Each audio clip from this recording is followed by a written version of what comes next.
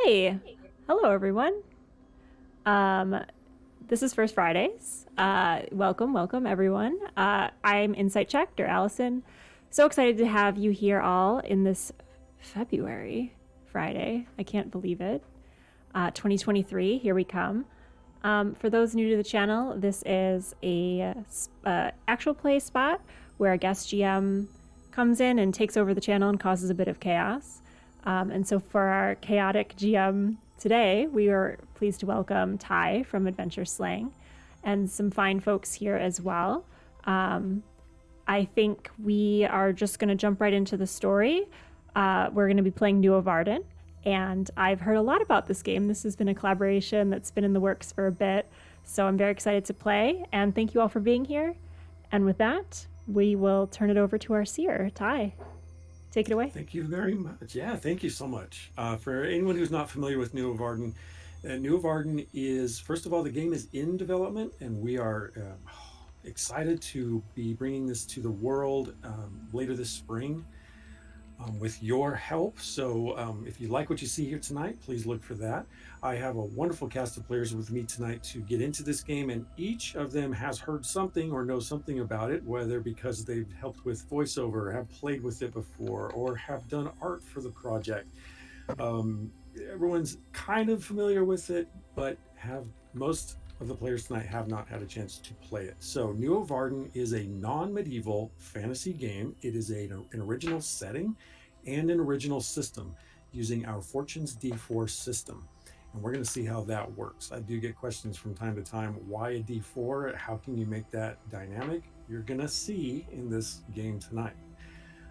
So it's a. I won't go too much into the history of it. If you wish, you can go to adventureslang.com and find the beta rules, the history, the write-ups about the setting, things like that, to get much deeper into the lore that surrounds this world. It is an extensive lore. Suffice to say that it involves a paradigm shift influenced by an outside culture of people that had the ability to manifest anything that they wanted and went plane hopping through the multiverse using their abilities to do that. However, when they arrived in the garden, Nuovarden, they thought that they could enhance the life for the people that lived there and the creatures. And in fact, what happened instead was that the garden took their ability away from them and redistributed it throughout the land, creating new peoples who each contain or possess the ability to manifest in a different aspect of that power,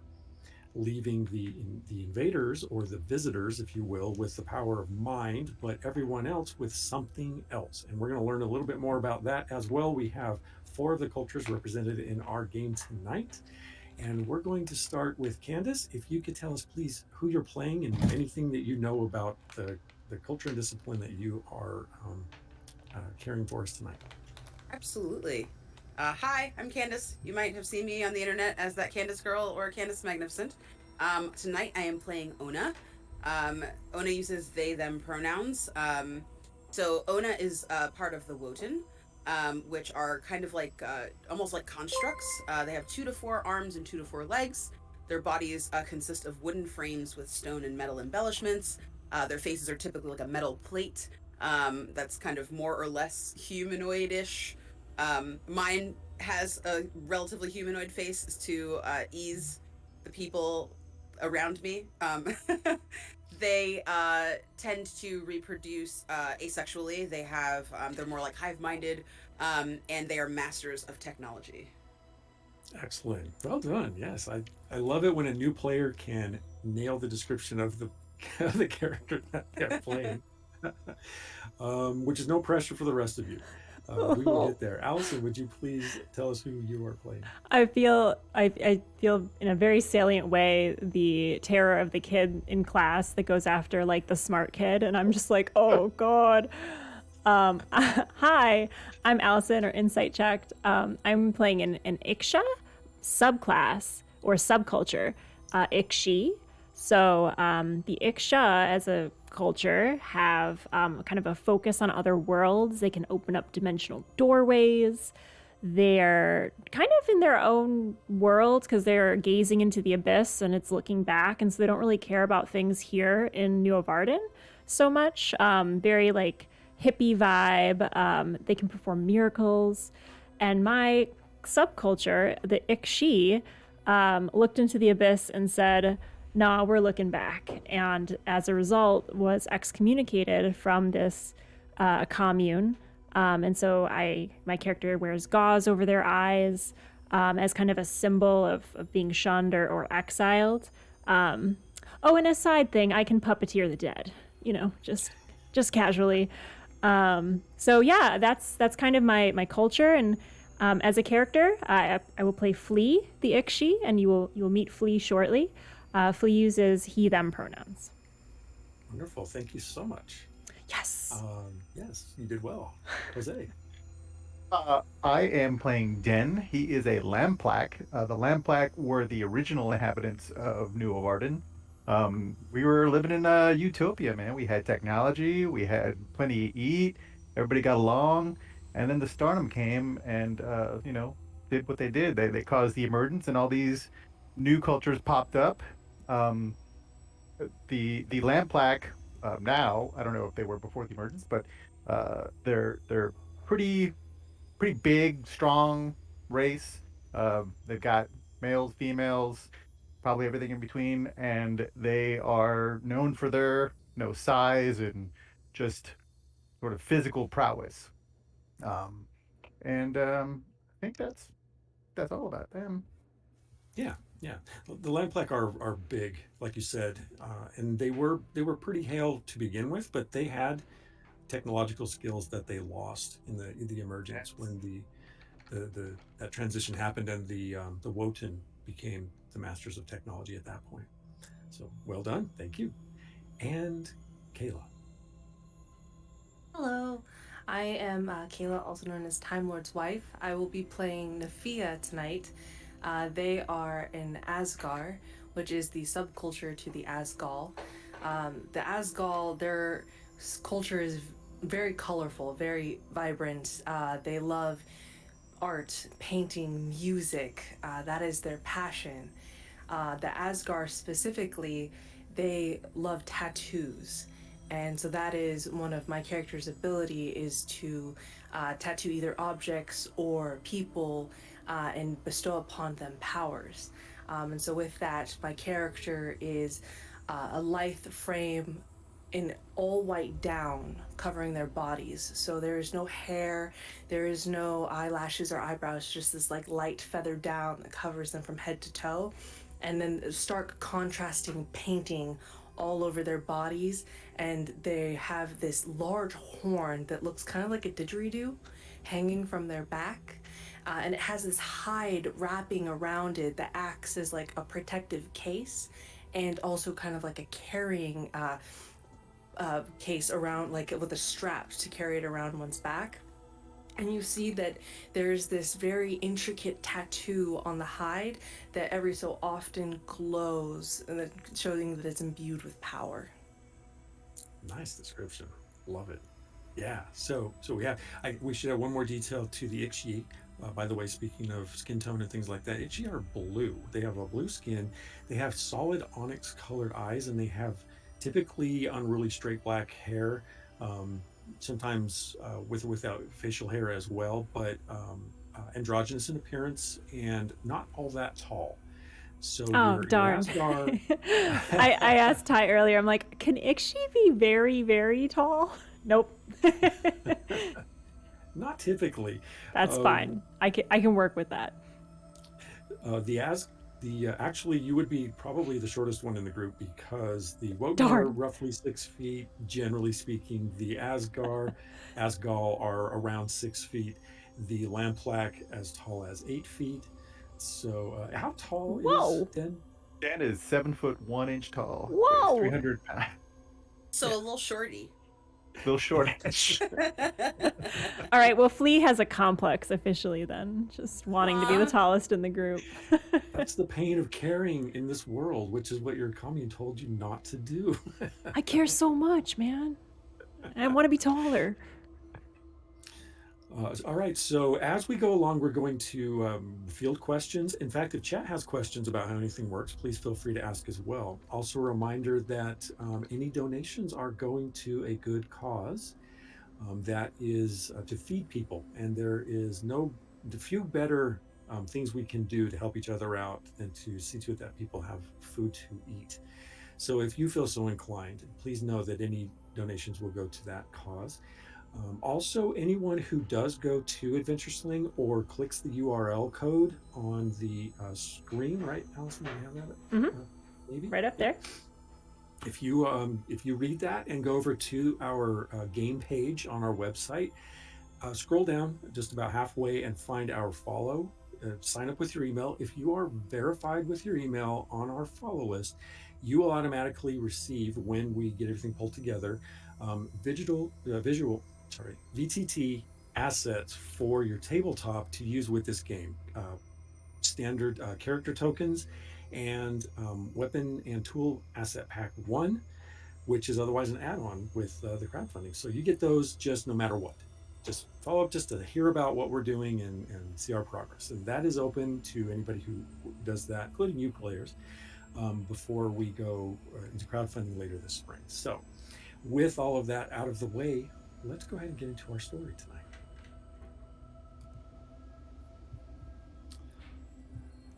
All right.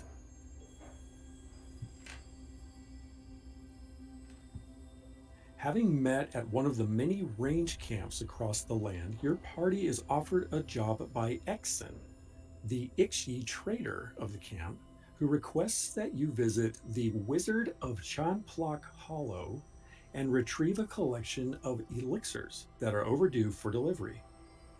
It's an ideal task for you young'uns and would really help me out. I'll even give you one free item from my inventory up front and one elixir of your choice when you get back as payment. Eh? Eh? And so Exen is similar to Flea in that there's a gauze that they wear over their eyes. It symbolizes within the culture a blindness, an inability to see the truth.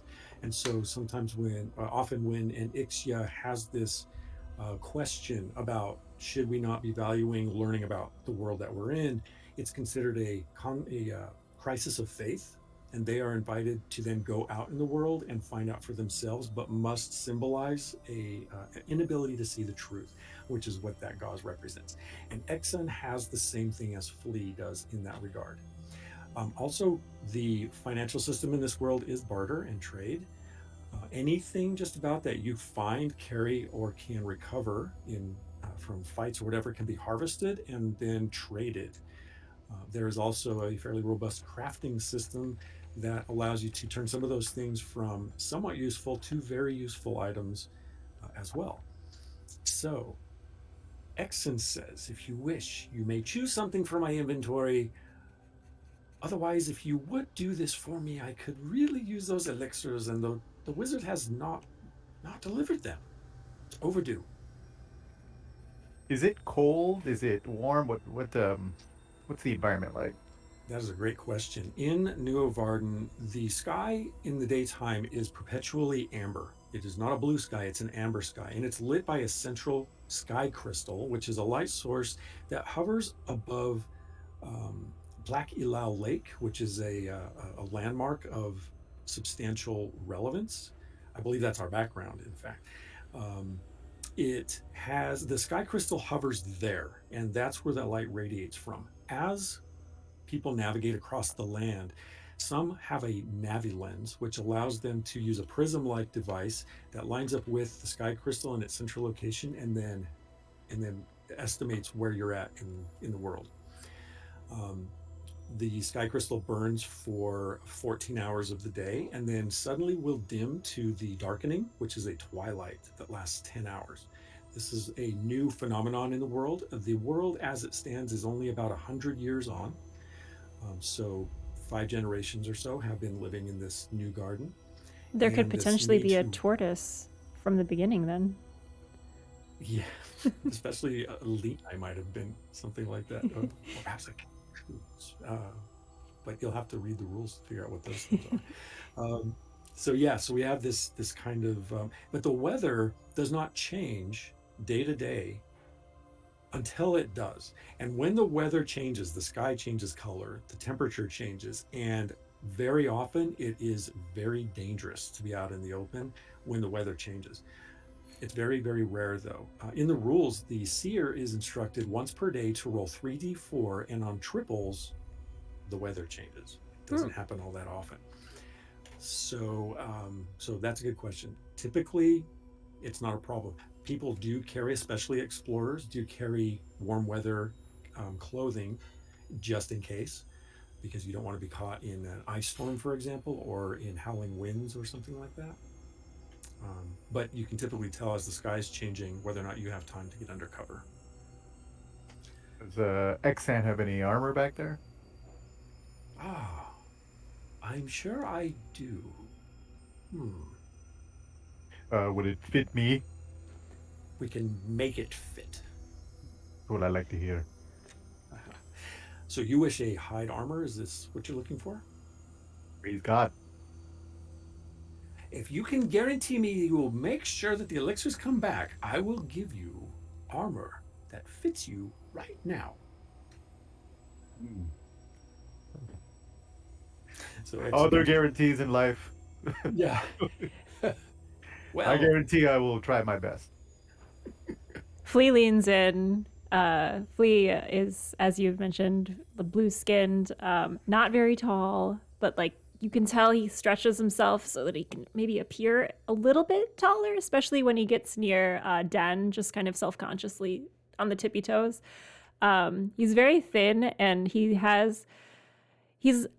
I guess shirtless. Like you can kind of tell that he's wearing like lots of like layers, like cloaks and cloths and things that are like draped over him haphazardly, but like as they shift and move, he's like not wearing anything underneath, so he's bare chested, very thin, and kind of like the waist tapers and like goes into some kind of loincloth.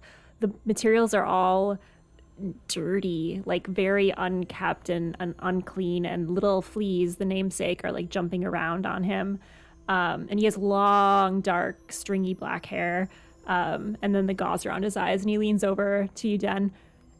No guarantees in life, but you know, we're gonna try our best. That's all we can do.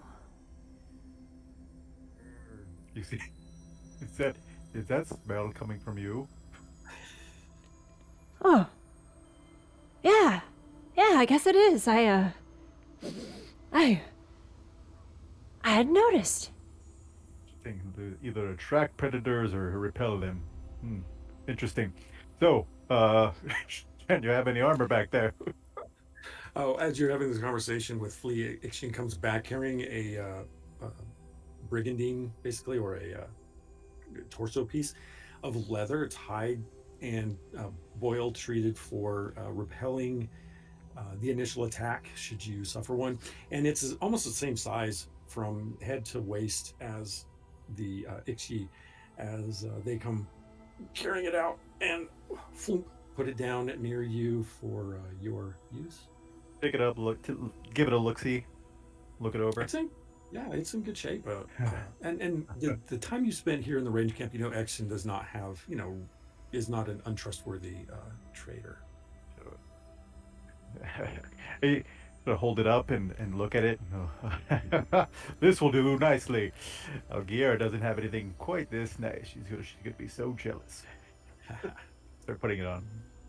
Whoever that is. And as you my cousin, she's a mighty adventurer. We'll see. Start putting it on. Competition among the Lamplac is renowned. And as you fit that on, that gives you one armor factor. An armor factor repels that initial point of physical damage. Once it suffers that damage, it does not repel the continual damage, not for the mundane type, until you repair it, which is something that actually, so that Aura knows, is something you can do if you wanted to mid-combat. Otherwise, you can just take care of it after combat, and it's assumed that before the next encounter, you've repaired that injury. Also, don't forget your recovery rolls. Should you roll double twos or double threes, would allow you to apply armor factor, and it could ostensibly be applied to that armor piece as well. I think at the back of the shop, you hear kind of a clamoring sound, and when you turn to look, there's Aura. They're like trying to kind of put things back on shelves that their body has kind of like their back half has like the two different legs, so they're like trying to get things back in order that they've managed to knock over. And I think they look at this shopkeeper. There's no chance that we won't come back with what you're looking for. 0%. What do you have to offer us that can help us build a better tower? Oh, a better tower. Well, it depends on what you don't have, but I do like your spirit. I really do approve of that. Is there something that you can think of that you would like? I mean, tools. Tools, for example. Would you perhaps a navy lens or a shovel or a hammer? Or... Well, those are very different kinds of things. I mean, you just basically offered us like top of the line, bottom of the line. You know what I'm saying? Like, well, you don't build a hammer with. We farm. We build. We make advancements. But we don't have shinies. And I think like they take like kind of it almost looks like prestidigitation or something. They like take these like rocks out of somewhere and show you what they're like kind of storing almost inside of themselves almost. And you can see they're just like brightly colored gemstones. They're a little dull. They're not like the fanciest. They're not like ultra rare, but they're pretty nice. And they only have a few. We need more. For the roof, for the top, to make it beautiful. I have something related to that, which may not be as beautiful, but it might be more substantive for you. I have got quartz. Now, Wotan can consume quartz as nourishment. Wotan will consume quartz or raw vegetation typically for a diet. And so Exon says, how about a few extra days of quartz for your purposes? It's an idea. Oh, we'll work harder and stronger and smarter. We like that. Oh, wonderful. Brings out blocks of quartz. And how much? 3 days? 4? Or 4 days. 4 Yes. days. Of course. And with your guarantee, I give this enthusiastically. They take it and there's no expression really on their face because it's just a metal plate. It's like almost like a mask. But you can tell with the way that their arms are moving that they're excited to receive this gift. And they just kind of like magic it away. It just like vanishes and goes to their nether world inside themselves. Beautiful. Okay, good. Anyone else, or am I getting off this free? Cheap? Stepping forward from the shadows, you'll see the about 6 foot, all covered in white down, a lithe figure. Very sing-song voice emanates from their mouth. Ixen, I was wondering, where exactly is this wizard? Oh yes, the wizard is in Champlac Hollow. It's simply if you follow the path. This path from here is southwesterly. You can't miss it. You're just looking for their hut alongside a pond. It gets misty before you arrive, but stay to the main trail and you won't have a problem finding it probably within a few hours. This is why I don't understand why I should tell you something else. I love your bangles and the sounds that they make, but that's not what I wanted to tell you. What I wanted to tell you is that the wizard prefers to be referred to as teacher or wise one. They will not respond to you if you do not address them properly, so you should know that. And if you don't do that, it could delay return of what I'm seeking, and that my inventories are spent. Understood. Um, I'm a very kinesthetic visual person. Do you by chance have an extra nav lens that I can borrow? Yeah, top of the line, Nice. top of the line, Flea says from behind, kind of like hype squad. Well, if by top of the line you mean not broken and functional, I have one for sure. So here you go, and goes back, pulls from behind. What you have here, they have a setup that's got a bit of a pavilion over the wagon, and then the wagon folds out sort of like tackle box style, with the shelves and compartments that contain the gear. And then there are also like clothing racks and tool racks and weapon racks and all set up. And it looks like Exon's been set up here for a while, though they have a wagon and could move it, which is not uncommon for the range camp traders. But you receive a small device, something like a cigar lighter or so, which when you unfold it, then it reveals a crystal, that a prism that then you line up with the sky crystal, and then it gives you coordinates to where you're at in relation to Plakilau Lake and the sky crystal itself for range and distance. And distances in this world are tremendous. They're massive distances, so it's very useful. What it does, any of you who have a Navi lens, any lore checks to navigate reduces the difficulty scale, which means that instead of needing to get the 4 when you roll in your check, a 3 will do it. Thank you. And then one last thing, I'm gonna go ahead and take out a piece of not really parchment, just like a leaf, I guess. And if you could, kind of transcribe down what you described to me earlier. I'm gonna, for clarity's sake, I'm trying to trick him into drawing me a map. Oh, you're trying to trick him. Okay, well, why don't we make a called roll mind? So when I say called roll mind, what that means is the discipline that's associated with it is the one I named. So mind in this case. If you have the mind discipline, you can use primacy to change the roll if you need to. And I'm going to do a challenge roll back. 2-3. 2-3. How about no? But I can do this, and they pull out some small little roll of a little tiny scroll of cloth, and take out a little charcoal stick, and marks on it, and says, "It's not that hard, really. You have a Navi lens," and sketches out this trail that says, "Okay, look," and on the trail there's the range camp, the edge of the forest, the trail into the forest, some squigglies for misty parts, continuing the trail, and then a circle for the pond and a little V for the shack. Thank you. Taking the paper. Seems very straightforward to me. Not too far, because otherwise it wouldn't be any good doing business, because as late as everything is, it would never get here. It never has. But that's beside the point.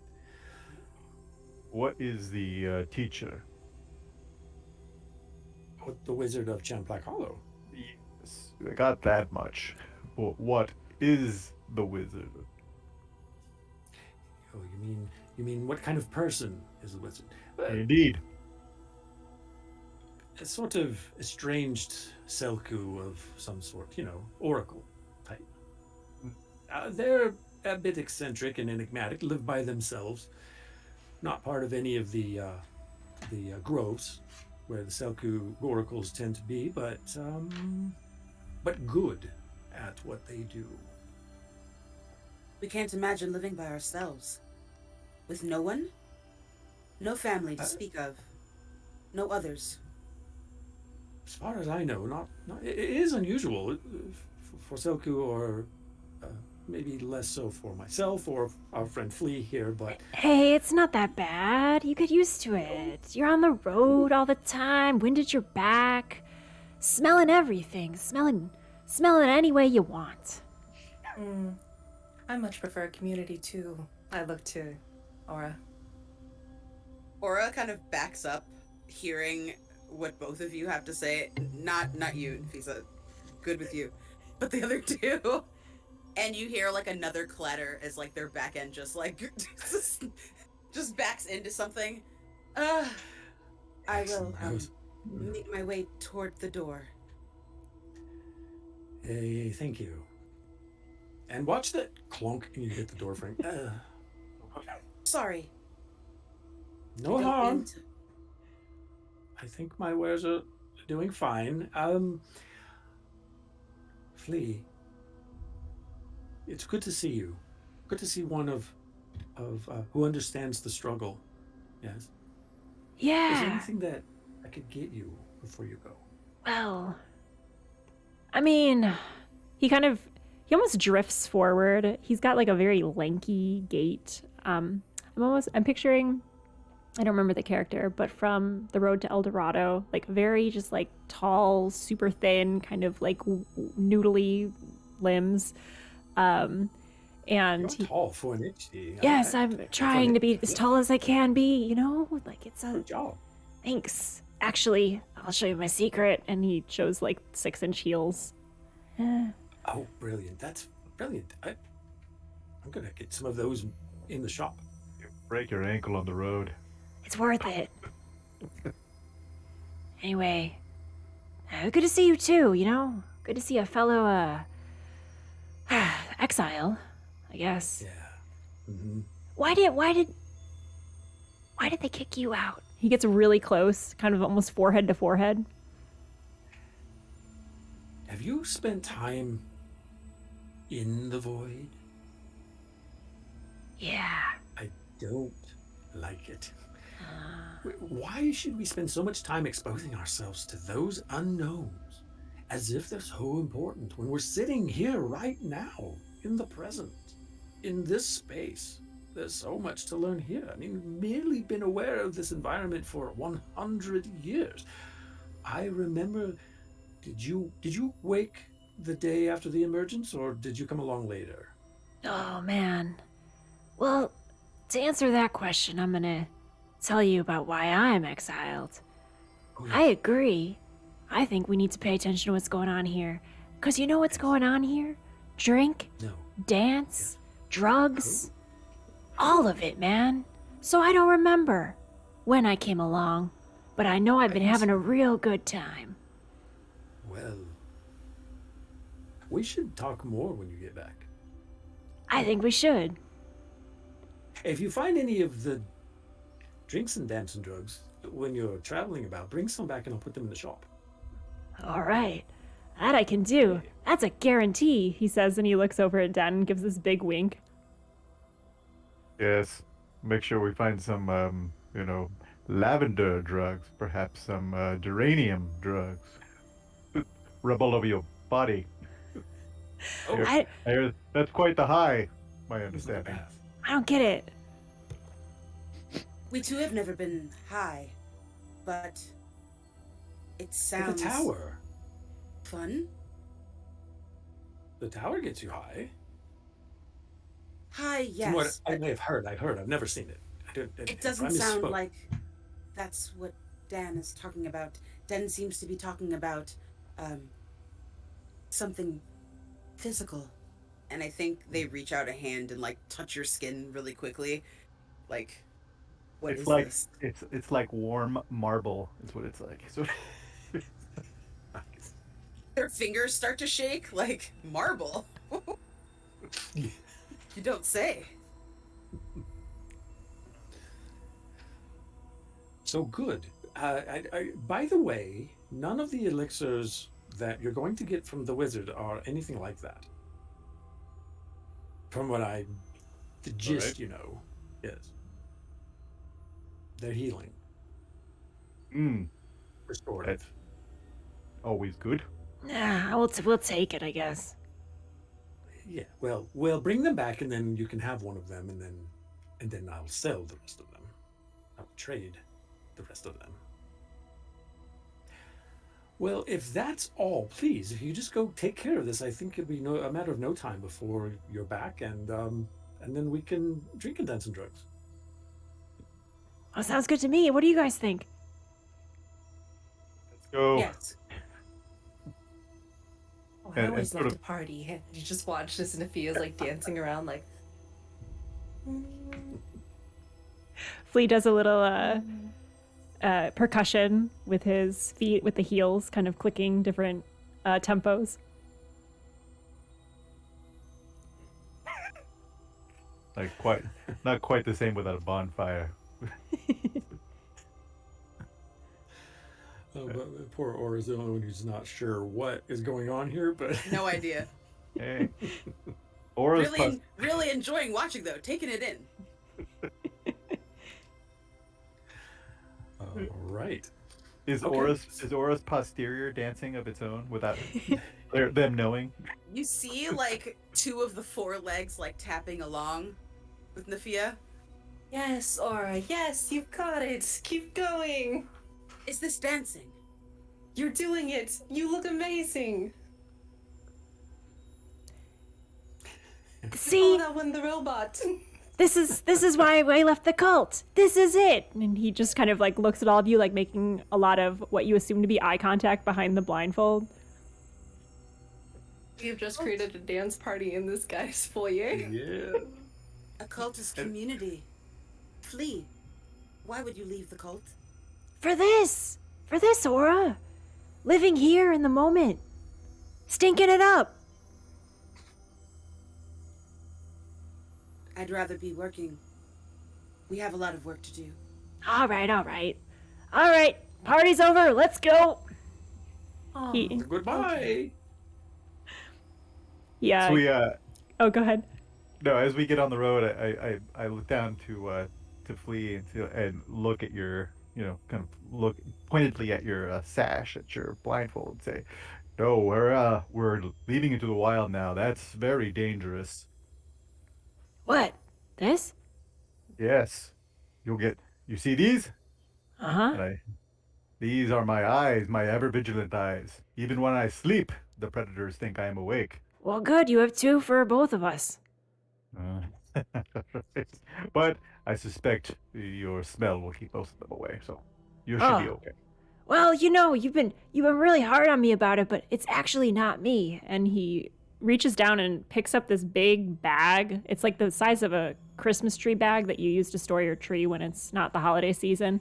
And he's got a strap that he's attached to it, and he hefts it up over his shoulder, and there's just like this little sliding motion in the bag as something shifts within. So, you can lighten up, because it's, not all me. Why does that bag smell like death? It's got a dead person in it. That would explain it.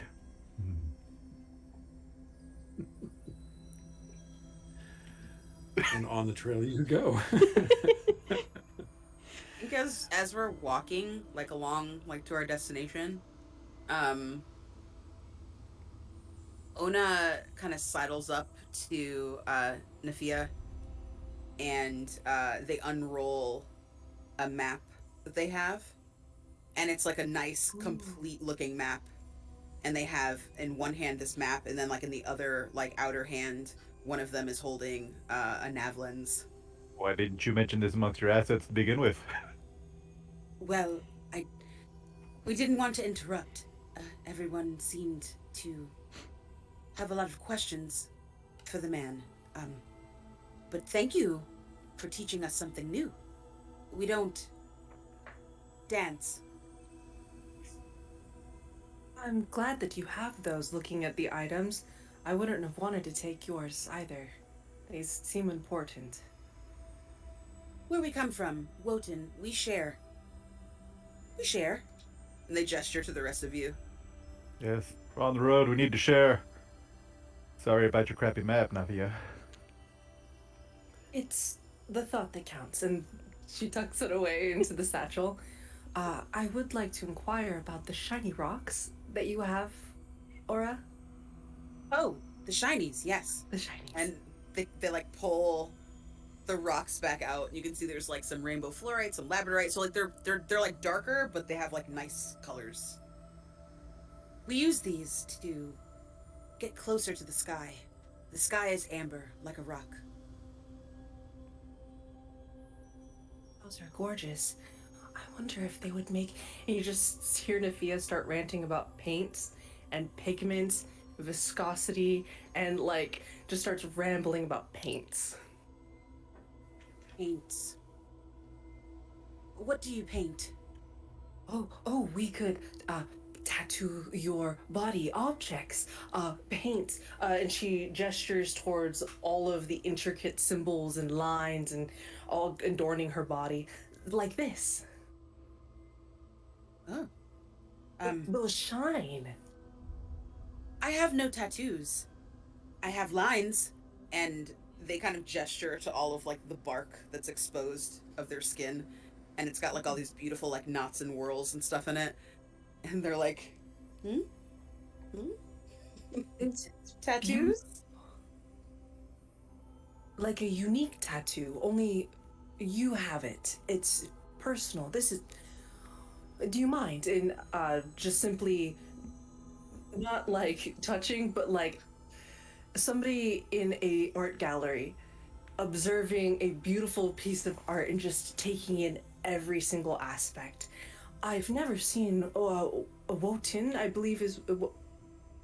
I've never seen one up close. This is very new and exciting. Work. Mostly. We have things to do. But this information you all have, your cultures, we have much to learn. I'm hoping that we can learn from each other. And you see that Nafia kind of bows towards Aura, and also Flea and Den. Ora's like very stiff about it, like they don't quite know what to do, but they manage a bow and like all of their limbs kind of splay out, other than the two legs they're standing on. Turn these into tattoos. As we keep on walking. Flea will I have give to a paint these on every day. Flea will give a little bow back, and the bag shifts forward, and whatever's inside is bowing a little bit too.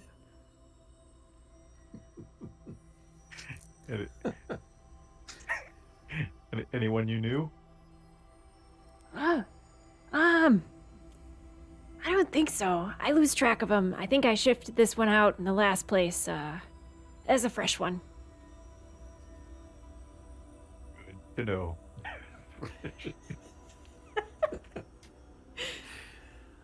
As you are all getting to know each other on the road, let's backtrack just a little bit and explain to the audience, to the players, what a range camp is and why such an eclectic mix of individuals would come together to decide to go out and explore. So we don't have taverns you don't meet in a tavern in this game in the classic sense. What in the world of Nuovarden, as I mentioned, the distances are very, very wide in between settlements and villages and towns and things like that. And to fill in the distances, there are these range camps that are sort of like campgrounds, and they typically have a trader there.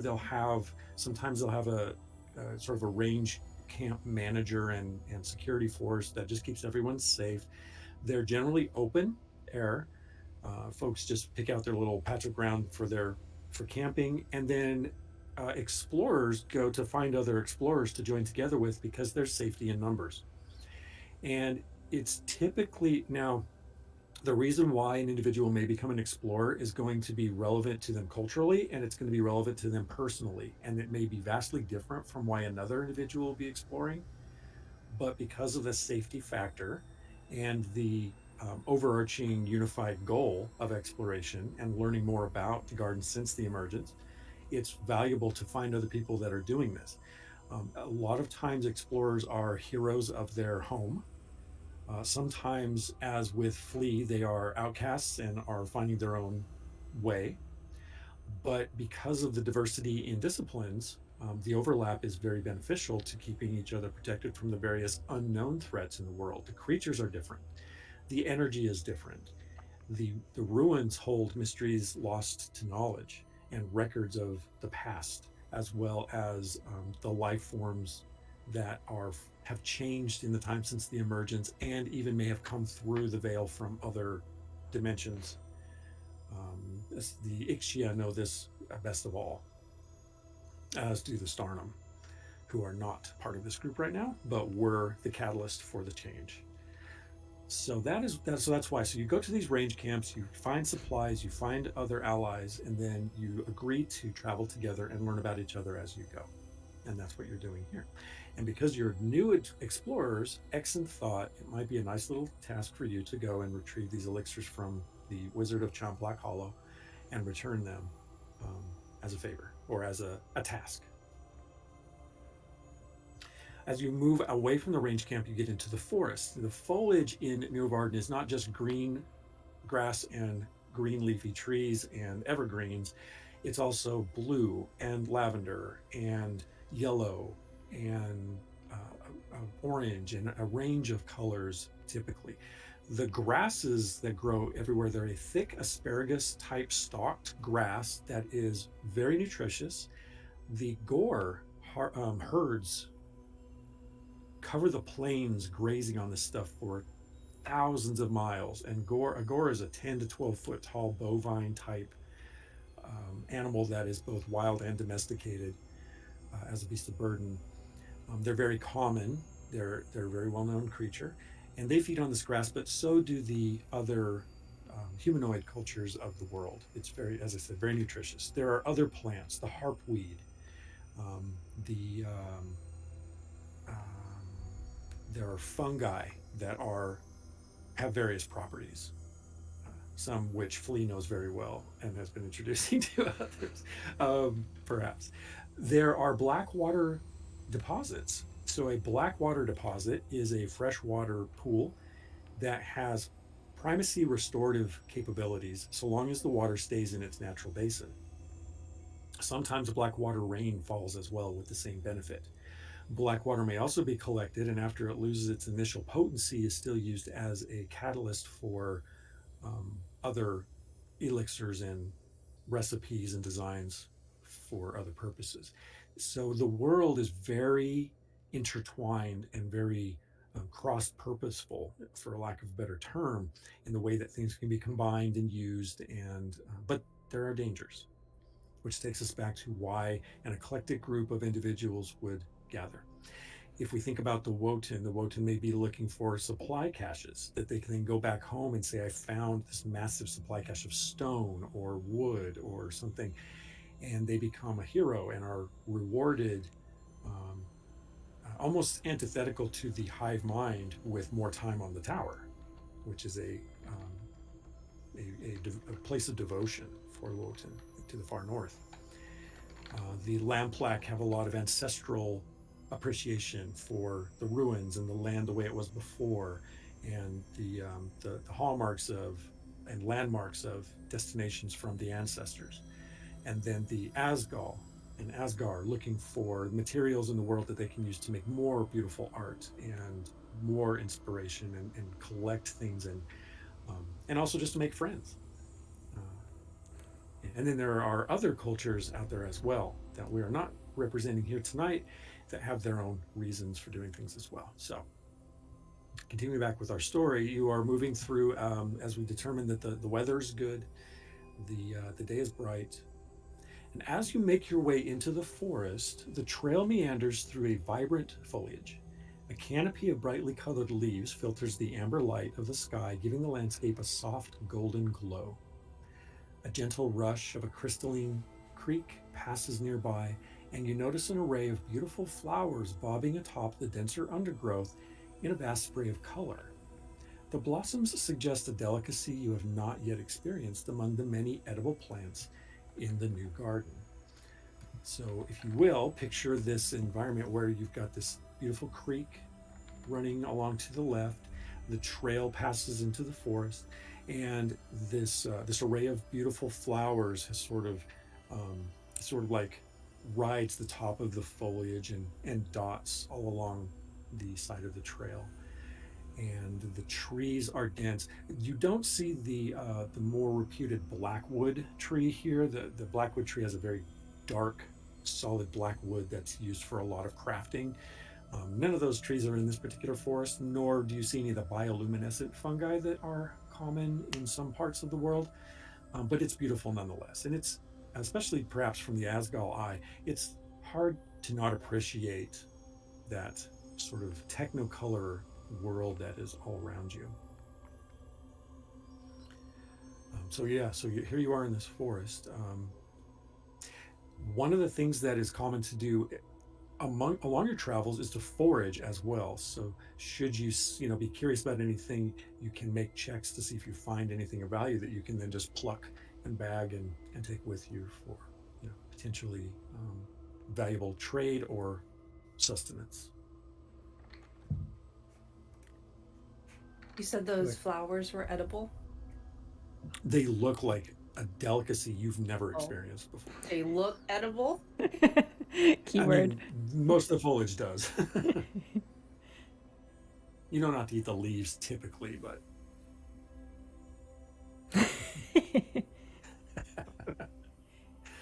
Nah, go for it. Everyone's always making up rules. What's the That's why worst that it could tastes tough in real happen? life.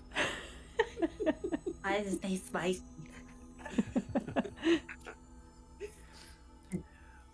I will say that you do see that those the flowers in particular are only on the left side of the trail. You don't see them on the right, nor do they seem to cross the trail. They just are on this side. And down the trail you go, hoping to find this Wizard of Chamblac Hollow. Do you want to do anything in the moment, or are you all good to keep passing on? That's peculiar, but not terribly curious about the flowers. I feel like I don't know. I feel like Ona would be curious about the asymmetry Mm-hmm. of the flowers only being on one side. Like they come from a people that's all about like they're building a tower. Like symmetry is like something that they absolutely kind of have built a literal foundation on in their culture. I just don't know what I would roll to try to see if through my sciencey technological deduction I can tell WTF is up with these flowers. Yeah, anybody? So who's curious? Tell me who's curious, and I'll have you roll. What we're going to do is a called roll lore. Okay, Yeah, so I'm in. Okay. I'm going to be looking anywhere but the flowers. I'm going to be looking around because this looks like a perfect trap. Okay. So I got Ona and Flea, or I keep getting your name wrong, Aura. That's okay. It's Ona. You're right the first time. Oh, he's Ona. Yeah. Okay. Uh-huh. And Flea, go ahead and make called roll lore for me as you go up and inspect these flowers. I got a 1 and a 3. Okay. I got a 2 and a 3. Okay. So you both go up there and you're like, and Flea, I imagine you're just like, wow, look at that one, look at this one. As you both approach, there's this little poof of spores when you approach them, and I need you both to give me a challenge roll, mind, and that's a single die. That's a 4. Okay. 3. Okay. Flea, you're like, whoa. Whoa. You're like wiping dust off of your face. And you look over at Ona, and Ona, you just march right off the trail for the creek. And as Ona is marching across the foliage to the creek, Ona, you go right you move, so your movement is 32 feet. You move 24 of it right into a pond and splash into the pond. And when you splash in there, you suffer 1 injury and you are afflicted. So what we're going to do now is we're going to move over to a new map, and we're going to go ahead and have an encounter. Oh no! This beautiful forest. Sorry. Hey, It's okay, we got you. they were really Ona's pretty. in the water, looking at like their body, like, how did I get here? And they look at Den and they're like, "Is this high?" No, Ona, it's wet. It's possibly both. Okay, so what I would like my players to do, Ono, if you would put yourself in the pond there at the bottom of the map, and if everyone else will, let's have Flea put yourself near the edge of the trail on this side. Oh my, where am I? So if you go over Great to your question. character, if you go to the newspaper looking thing, Mhm. icon on the top right, and then find your, oh, I didn't add you yet. I knew I forgot to do something. I think Flea is yelling like with all the spores around him, like Oda's down, Oda's down. Let me get this set up for you real quick. In the water.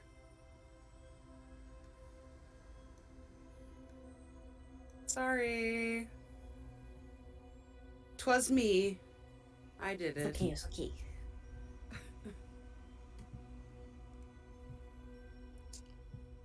All right. Now, since you're made of wood, do you float? Mm.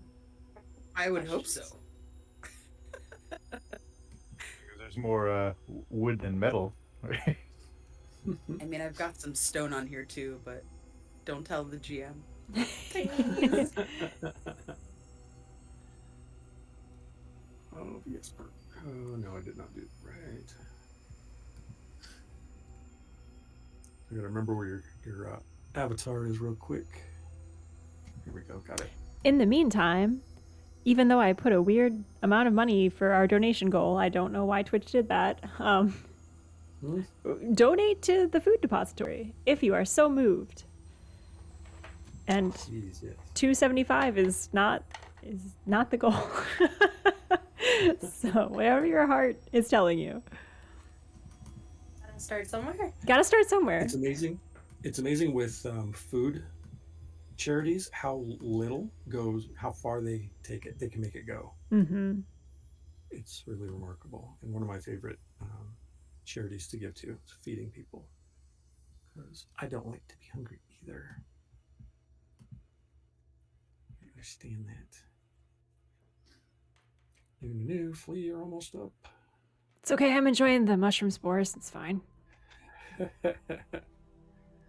So now, one thing that we need to know about the afflicted situation is that, Ona, your dice cash while you are afflicted is reduced to half. Okay. And that represents a mental confusion. Okay. All right, Flea, you should be able to click and drag your person onto the map. Let's see. And while you do that, I'm going to give everyone a little idea. There I am. Am I over here by these plants? Sure. If I am able to see her, whip my didgeridoo off my back and blow into it using, and then like the tattoo on the hide starts to glow so that the alert support effect is enacted. Okay. If I'm able to do that. Yes. Are you trying to give yourself the initiative, the pre-initiative initiative? C. All right. You may roll 1 or 2 dice to. Actually, no, you don't have to. It's a free action. Oh, neato.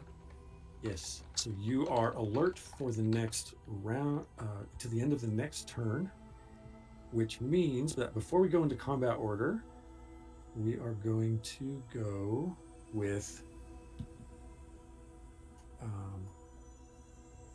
Nafia. Just making sure this thing does what I want it to do. Let me, real quick, where did it go? Trying to use healing song on Ona. Ooh. Okay, so remember that the tattoo affects you. Yes, but so, because I use the alert, which see. gives me the pre-action. I would like to use my pre-action to cast healing song on Ona, which I think, if I read it correctly, will take off the affliction. It could. You want to essentially you want to give, you want to bring that alert as a song to try to sing through to Ona's affliction to try and remove that status effect. Yes, so I'm going to blow harder through the little didgeridoo, and you'll watch as the water begins to reverberate towards Ona, trying to shake the status effect off of her. Very nice. Okay, so you can do 1 or 2 dice. It's your turn. And remember, your dice cache does not reset until the start of your actual turn. I can use one, Or give your one to next somebody turn. else, or use both. I would like to use both. Risk it for the biscuit. Okay. 3 and a 1. Okay, so this is the instance where you, because it's music and song, you can use your primacy to change that 3 to a 4. Ooh. I would like to do so. Okay, all right. So as you play that note, Ona, all of a sudden your vision, your mind clears, and you realize you're standing in this pond. Maybe not sure how you got here, but you're essentially restored. And given the situation now, we're going to go into combat order. And that means that you all get to decide your own combat order 1 through 4. Decide who wants to go first and who wants to go second, third, and fourth. I will go last. Tell me. I would like to go first so I can get out of this weird water that I'm not sure about. Okay. So I'll Dan and I'll Fleet. definitely go after the big guy because he was Second. keeping an eye out, and I am inhaling flower spores. Okay. All right, Ona. You are in the water, but free to move. And you, as again, you can go up to 32 feet, 4-inch squares, so up to 8 squares as your movement, and you still have 1 to 2 actions that you can take if you wish. I'm gonna go here. I don't know that I need to take an action just yet. Am I feeling better? Like I'm good? You clear that affliction. You no longer wish to be in the pond. However, as you pass those darn flowers, they spore, and you need to make another challenge roll. A single D4. 1d4. Yeah. Okay. 3. Oh. As you run out, and you're like, what is going on here? They spore, and you turn around and you go right back in. Oh my goodness. Actually, let's see if you can get that far. Let's see how far you up to that flower point. You were right here. Looks like. I was right here, I think. Okay, so 1, 2, 3, 4. You would hit it right like there. 5. Yeah, it gets you back in. And you splash back in there again, only taking 1 injury. We don't understand. This is unusual for us. We don't need baths. Why? And you see like their face is still expressionless, but their hands are like fluttering back and forth, like doing all kinds of motions, like they don't know what's going on. They're very upset. Little short circuiting going on here. Yeah, they're not pleased at all. Okay, so it's your turn. You have not taken an action yet.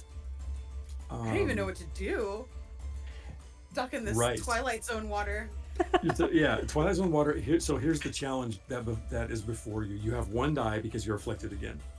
You can attempt to take the respond action, which allows you to try and clear the cobwebs from your mind with your 1 die, but your movement is all used up, so you're not going to be able to get out of the water this round by yourself, at least. That's fine. You want to try and do that respond? Yeah, because they're feeling very uncomfortable. Sure. They are somebody who is very industrious and focused on their work, and they are not focused at all, and that's a bad feeling for them. Sure, Complete sure. loss of control. So it's 1 die again. 3. Oh, okay. Yeah, so you're struggling right now. Yeah. The rest of you can see Ona comes marching out, hits the flower line, and goes right back in, and is floundering. Like you said, hands are twitching and spin, 360 spins, and everything's going on with Meltdown. you. Gotcha. Okay. I need to. Oh yeah, that doesn't matter, and it goes then to Den. So what is harming Ona? Is it just the fall into the water? That seems to be. I'm not even sure you know that Ona's being harmed, but Okay. what you do see is Ona not seemingly out of control to move in and out of this water and floundering around. And you did know that the second time, I'll say, you knew that there's that spore cloud hit when Ona was trying to pass through that perimeter. Is the water? Does that water look deep? Is I'll tell you what, if you want to you can give me an action to try to see if you can identify anything odd about the pond. If Yes. you'd like. Now, Sure. do you want to roll one or two dice? I'll roll one. Okay, and you get body with this, so this is a body roll, so you can use your primacy because you have that. Right. That's a 2. Okay, yeah, you're looking at this pond, and the pond seems fine. You know that those flowers have spores, so that might stand out a little bit to you. But Okay.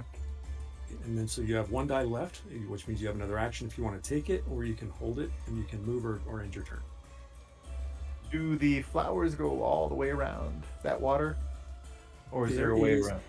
Oh, good question. So, at a glance, as far as you can tell, it goes around the perimeter, and it even pulls back into the foliage further. Literally, like it looks like perhaps an array. Are those flowers in the water as well? Is that what I'm saying here? Nope, they're on tendrils that have kind of elongated over the top of the foliage and then ended in these flowers. It does look like at a glance that they come out of the edge of that pond. Crikey. All right.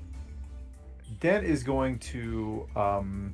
Is there? I'm going to assume that it's the spores getting into the circulatory system. So Den's going to hold his breath Okay. and go try to fish Ona out. Okay. If there's any, you said it goes all the way around, but if there's any break anywhere that I can run to get a better shot at Right. at avoiding as many flowers as possible. If only it were that or evolutionarily convenient. You will have to pass through the perimeter within range of these flowers to get to the pond. 1, 2, 3, 4, 5. But you can definitely get to Ona if you are able to keep your faculties. So we'll start there. Can I jump over them? Over the flowers? Oh, interesting. Yeah, you could try and jump over them. I'll do Yeah, that. your jump. So if you get a running start. Yeah. I'll back up a little bit. In fact, I have a double tip spear. Ooh. I'm gonna pole vault into over the flowers into the water if I can. Okay, well, so the flowers are 24 feet from the edge of the pond, so you won't go right into the water, just so you know that range. But yeah, and your size factor is 4. So with a running start, I believe you can jump double your size factor vertically, Okay. and equal to your size factor horizontally. So what we're going to do is you're going to make a body roll because it's real close to that range as far as the height goes over the flowers. Make sure you don't totally biff it. Is this a called? Doing two No, dice? this is your One action. Got it. Uh-huh. And you only have one die left, I believe. Yes, you're right. I do. That's a 4. Hey, nice. Okay, so yeah, using that spear, you are able to launch yourself high. And just as you're clearing, there's like, poof, and you pull your feet up and land on the other side, move over and into the water to grab Ona, correct? Yep. Okay. When And you it- hit the water, you take 3 injuries as like this acidic effect hits you. That's no good. Does that take 1 off the armor? No, because it's water, so it's getting in everywhere. It would be more disadvantageous to you if it actually damaged your armor on top of just hurting you. So, Don't go in the water. Don't go in the water. and I believe that's the end of your turn at the moment because you would need to use your action to assist the move. Yeah. Okay. All right. That takes us to Flea. Oh. Flea kind of wafts away the spores from the flowers and with a cough says, And they tell me to smell the flowers. Take your time, smell the flowers. Look where it gets us. And he's going to open up the bag that he kind of had over his shoulder. He hefts it down and kind of rips it open and stares into the eyes of this corpse that he's been carting around. He's going to attempt to puppet the dead, and his intention is to have this corpse animate and carry Ona out of the water. Okay. Go ahead. Do you want to make a 1 or 2 die roll for this action? What did you say, Kayla? Biscuits? Something about biscuits? what? Go for the biscuits? I don't know. I liked it. Yeah. Whatever Brisket Kayla for said the about biscuit. biscuits. Yes. Brisket for the round pastry. Pastry roll for 2, please. That's a 3 and a 4. 3 and a 4. Very nice. Okay, so yeah. Now with the puppeteer, if you had more than one corpse to work with if you bump that other 3 to a 4, you could do both of them. Ooh. In this instance, you've only got the one, so you. It's early. So up pops this rotting figure, this dead figure, and yeah. So then, you want them to go running into the water and help. Yeah. I mean, he's kind of seen the flowers, present this problem, and he knows that the dead don't tend to have the same problems that other people do. So he's gonna pat this guy on the shoulder, not too hard because sometimes the limbs fall off, and say, "Come on, man, let's show him what we're up to," and send him to retrieve Ona. Okay. So let's see. Water, it burns. It burns. Oh, I feel like I need to get a little figure out there for you.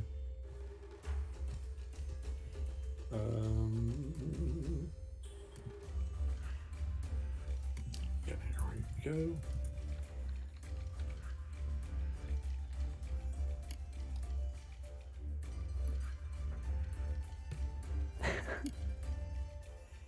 And should be able to give control to you, I think, for this. Oh, there's that little corpse.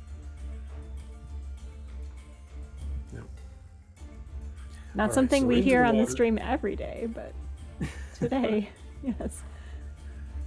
Okay, so the zombie goes into the water and grabs Ona, and because it has not done its action yet, it can actually do the assist move. So it went 4, 8. Okay. So it's going to go ahead and pull Ona out onto the shore. Oh, that's done. Oops. That's okay. Dan would prefer. Okay, Ona, for your part at the moment, you actually, it's trying to pull you out. I think you need to make a challenge roll because in the condition that these spores have you in, did you overcome that? Did you make your challenge roll? You didn't, did you? No. So you'll need to try and fight off the zombie because you don't want to leave the water, which is just a challenge roll. So a single die. Sure? They're not having a nice time. No, they're not sure what's going on. It's just the impulse to be in this darn pond. I got it too. Okay. All right. So you're not successful in fighting off the zombie, and it pulls That's you out. good. Yes. Ha! Dog. All right. So you are out of the water in the moment, and then, Seer, quick question. Yes. What would be thematically appropriate for the zombie to look like in the places that Flea has traveled recently? Like, what kind of corpse did I encounter? I was going to ask you that, but I thought it might put you on the spot too much. It could be any of the cultures. You know. You guys have a favorite? Starnum. Gotta be a star. Oh, well, that's an interesting point about Starnum. The Starnum are the ones are semi-corporeal. Oh, Any Selkie is the one I meant. Mims? I meant the Selkie. Oh, there you go. It could be a Mims.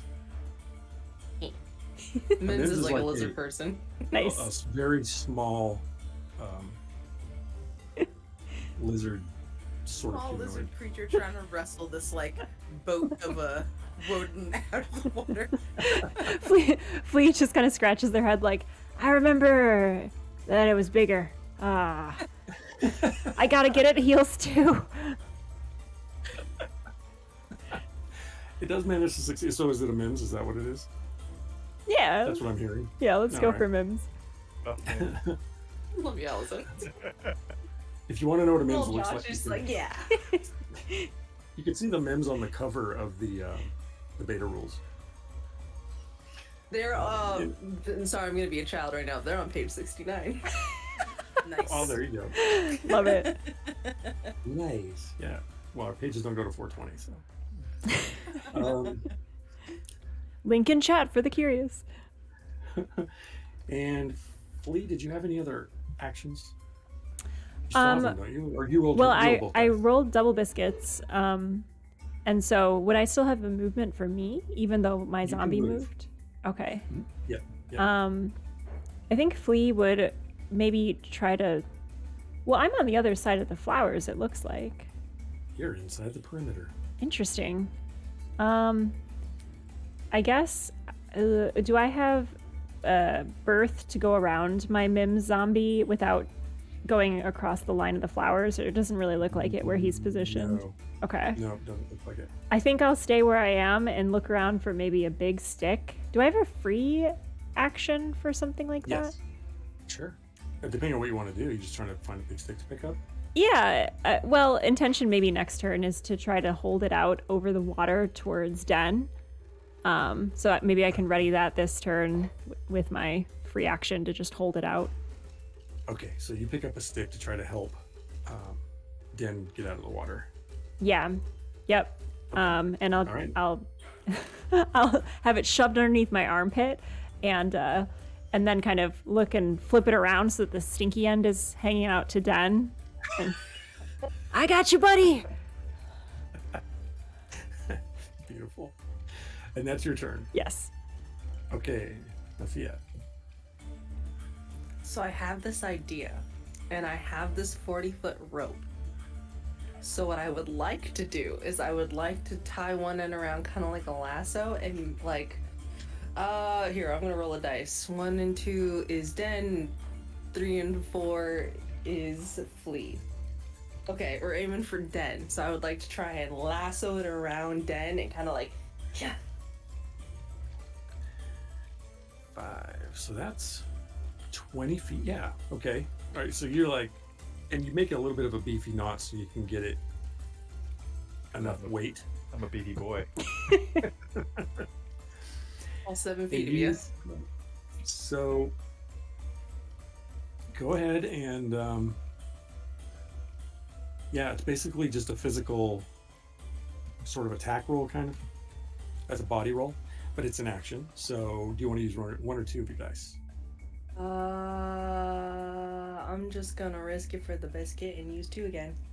Okay, and this is a body, so you would need body to pump it. Unless somebody wants to assist if they have an extra die. I don't have body, so I can't pump it, so I just have to roll flat with my 2. Got it, okay. Yes. Yeah, I'm out of dice. So 1 and a 1. Okay, double ones. All right, does anybody have any dice left over that they want to assist on this? So here's the thing about a 1 and a 1. It's a good and a bad. It's a doubles. It does not give you recovery, but it is not does not invoke a reprisal. So you cannot be injured from that error. It's not a high failure. So you tie that knot real quick and you swing the lasso, and as you're swinging the lasso, the knot comes undone, and then you're just like sort of like licorice whipping the end of the thing, and you're like, oh no, that's not gonna go anywhere. Do you want to move, or are you good where you're at? That was my action. I just have movement at this point. No, I'm gonna stay where I am. Just using my free action. I'm gonna be like, over here, trying to like help them through the disorientation. I don't know if they can see me or not. Okay, all good. So you're hollering to them, and Aura, you are up. So I think now that I'm on solid ground now. I've been pulled. You're pulled out of the water. Yep. Okay. Am You're I not taking still? injury. Do I still have a frazzle brain? You got a little bit of a frazzle going on that Okay. will end at the end of your turn, but right now, it's got you. You're still afflicted. Okay. So, question. Yeah. Seeing as how I have just trampled through these flowers right here, can I go back through those flowers and not get smacked in the face with more pollen? No guarantees. Oh no.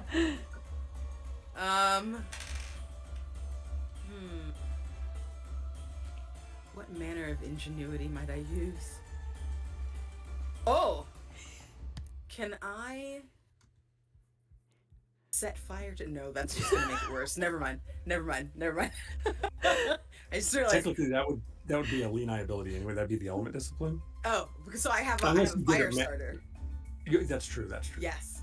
But I also know that sometimes spores open in heat and then they're everywhere and like the smoke carries them, so like we don't need just a ground zero situation here. I don't with know. the spores. It's a one shot. Sometimes you gotta go hard in a one shot.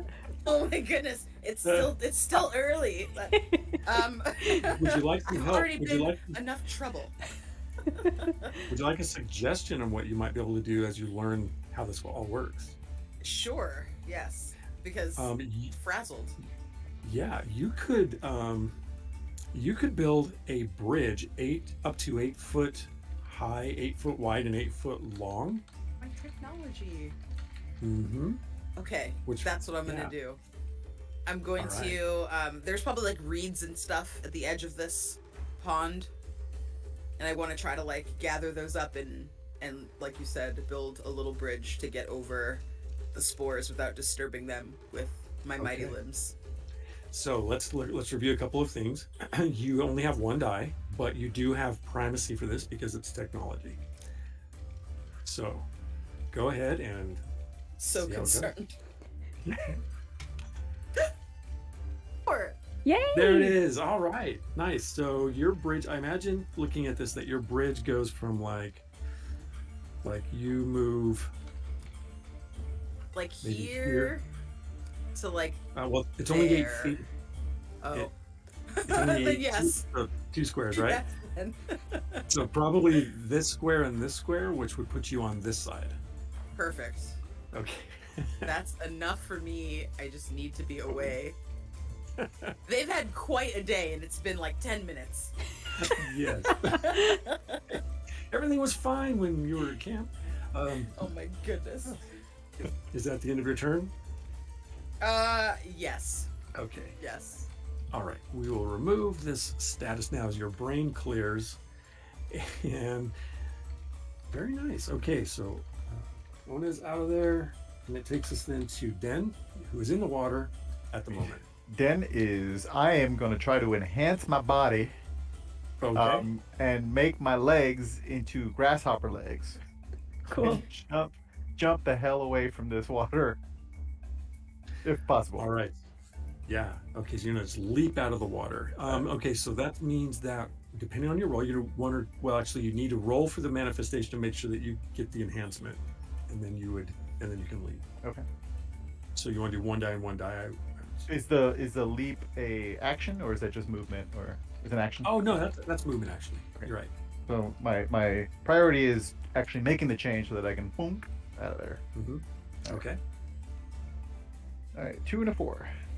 All right. So you eschew the stick that's being offered to you, and leap. You put that in your Actually, so now you got your enhancement, so that allows you then to double or to add 4 feet to your leap. Yeah, I did.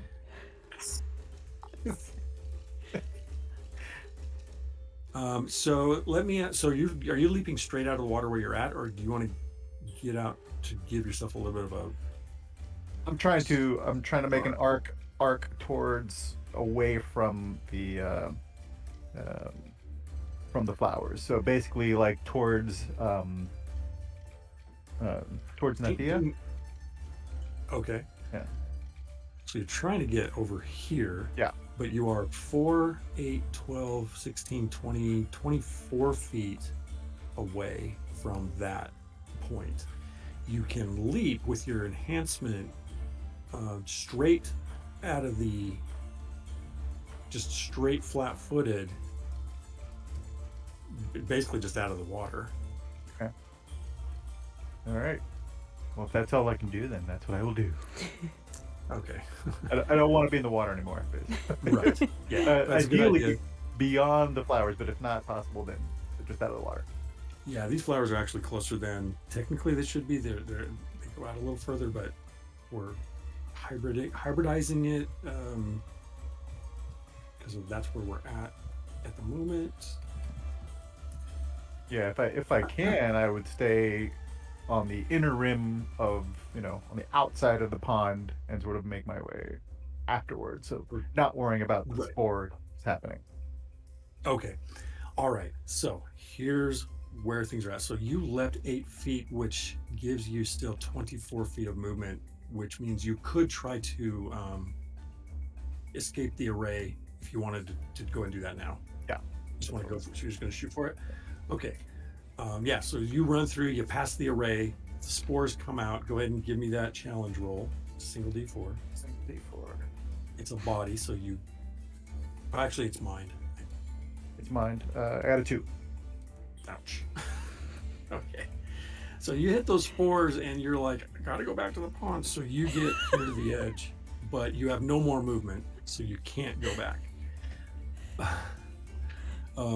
But you're afflicted, which means your dice cast goes down to 1. Temporarily. It's on the banks like, you, the bridge. Oh yeah, the bridge is right Oh, I there. forgot about the bridge. Yeah, no. You want to use the bridge instead? Just save yourself. Oh there. yes, I would jump Yeah. onto the bridge. For sure, yeah. Yeah. Hashtag RPG problems when you turn your legs into grasshopper legs and ignore the bridge. They're more like Schwarzenegger legs, really, right? You already had those. Hulk. Okay. Then that takes us to Flea. Flea takes the stick back and does a quick sniff on the end, like, I don't get it. Tosses it to the side. I don't know. I think he'll like regroup with the zombie, I guess. The undead puppet that he is puppeteering. So here's something Flea could do if you want to avoid those flowers, and you could try to bring the zombie with you. You could teleport. I can teleport? Really? Yeah. This is Do that all the time. this is news to me. Oh my. That was totally in character too, right?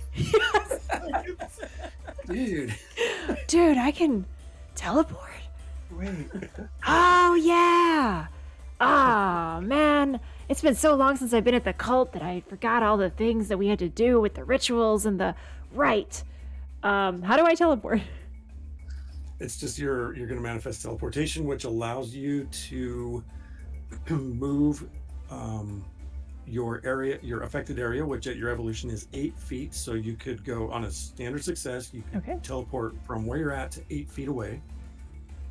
So you may want to like walk some of it, depending on where you're at. Mm-hmm. Let's see, if you went up 1 square. Because if I go here, I'm kind of within the spray range.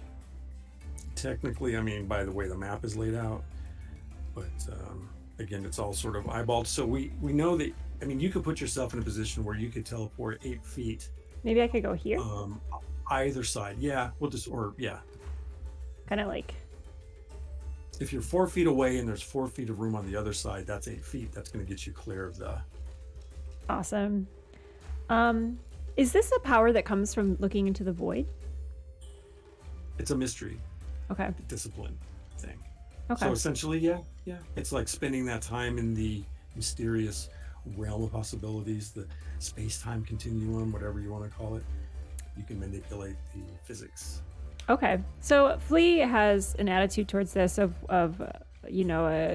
kid that doesn't want to go to church or the religious discipline of their parents. Like, he has in the past been told this is enlightenment and this is where the truth is, and just the look on his face when he does it, he's like, man, I hate when this comes in handy. And he will summon this ability and teleport onto the other side of the flowers.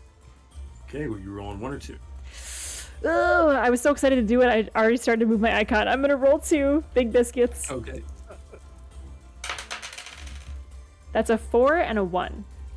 Beauty. Okay, you don't even need to spend primacy. You shoot to the other side and get clear of that array. And having cleared the flowers, you all move yourselves into a safer distance, I would assume. Yes. Tell me if you want to still fart around these flowers, because that's up to you. Lesson has been learned. Flea coaxes the undead individual. Is it a Mims, we said? Yeah. Well, actually, because so when your action ends and you move, it falls. Oh, when my action ends and I move. When your action ends, because you didn't maintain that manifestation, I would have needed to spend a die on that, correct? To maintain it, yeah. Okay. Yeah, so he goes to coax the Mims through and watches it. Does it crumple back into the corpse form? You know what? Yeah, we'll say what it does is as you coax it, because it's on your turn that it gets to move, it moves to you. It comes through the flowers. Poof, those spores come through. It just moves right on past them. And then as it gets to you, it collapses back to its natural form. Come on, you can do it. Oh. Back in the bag.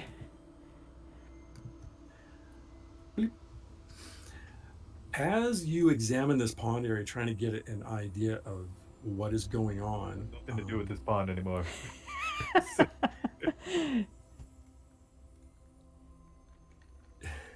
How much do I want to reveal? I'm going to reveal it because it's fun to let everyone know what is exactly going on. The creature looks like this.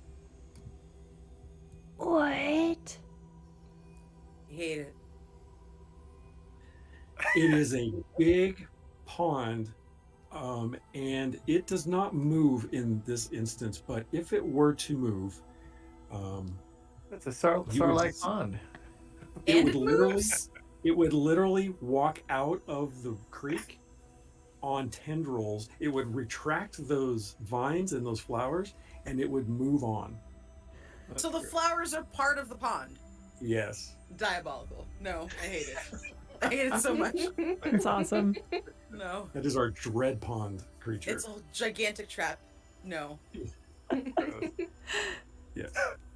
Here's the cool thing about dread ponds. If you defeat them, a lot of times there's swag at the bottom. Right? Shinies? Perhaps. Wait, we have a renewed interest in the pond. Ona's like, back in the pond. That is officially the title of this episode of Back to the Pond. Ty, no. Yeah. Oh, sorry. Go ahead. No, it was just a game question. If I had seen this as in its creature form, would that be something I could turn into? just out of curiosity. In your current evolution, I think it's too big. It's too large of a creature for you. I'm too little right now, but yeah. You're not powerful enough. No, yeah. That's what you're 8 feet. You're 7 feet right now. Yeah. Can he turn into like a little baby one? A little baby pond, little puddle. Yeah. Just walking around. Because the factor is +4 size factor to your IS, correct? Yes. Okay, so what you would need in order to be able to change into this creature is you would have to have 16 IS, and you currently have 6 or 8. I've got 6. Yeah. Awesome. So okay, cool. Yeah, good to know. But the other thing is, you wouldn't get it special. You would just be an inert pond of water that's like trundling across the Fucking move. Yeah, that's all I want. It'd just be terrifying, right? Exactly. Or the other pond to fall in love with you and not harm your friends. You can also probably earn money at birthday parties, but There you go. Have little We're at the babies. Sorry. halfway point. We should probably take a break here real quick and regather our wits before we go on and try to find this wizard of Champlac Hollow. Oh yeah, the wizard. That's We're why we're having here. so much fun with this pond. That's amazing. Thank you so much, Ty, for running this. We'll be back after a break. I'll drop some links in chat in the meantime. If you're feeling generous and you want to show some love for what we're up to tonight, you can donate to the Greater Chicago Food Depository through the channel. You can follow the folks who are playing with us on Twitter and Twitch and all sorts of different places. So we'll be dropping links for all these folks. And you can check out adventureslang.com and get this starter kit and play this with your friends. So lots of things to do during the break. We will be back shortly. Thanks for hanging out, everyone, and we'll see you soon.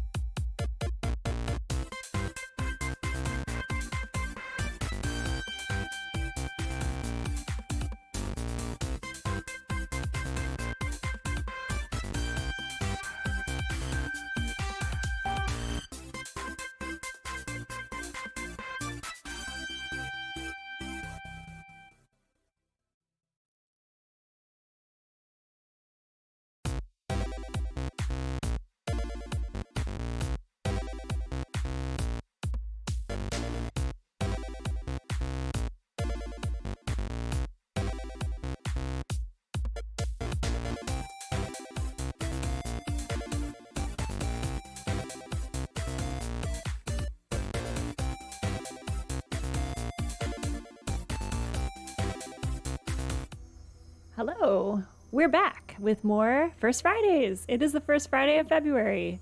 And if you're watching us, that means that you may have seen us fight a living pond. That was very intense, and I'm glad that we didn't die. But, not everything is all scary in the garden here. I'm sure there's some nice things too, including this party. Our party is amazing. I'm having a lovely time with you all, so thank you all for being here. We have a guest GM running Nuovarden, a system that he created. So if you're interested in finding out more, I'll drop some links in chat. But with that, I will turn it back over to our seer Ty to take us back into the world of Nuovarden. Thank you so much. Yeah, so good job surviving. And the characters really didn't even know what they were up against. Never quite figured that out. But we learned that it was the hideous Dread Pond. And actually, I think I should probably stop showing that off now and go back to Pretties and the beautiful landscape of Nuovarden. One quick note, or two quick notes, please. If you are so inclined, we are raising little bit of money for the Chicago, what is it? The Chicago, The Greater Chicago Food Depository, yes, or the food and, bank. Food bank. Yep. Anytime we can give meals to folks who are not able to get good meals for themselves, it is a good thing. So thank you for doing that and for hosting that, Allison.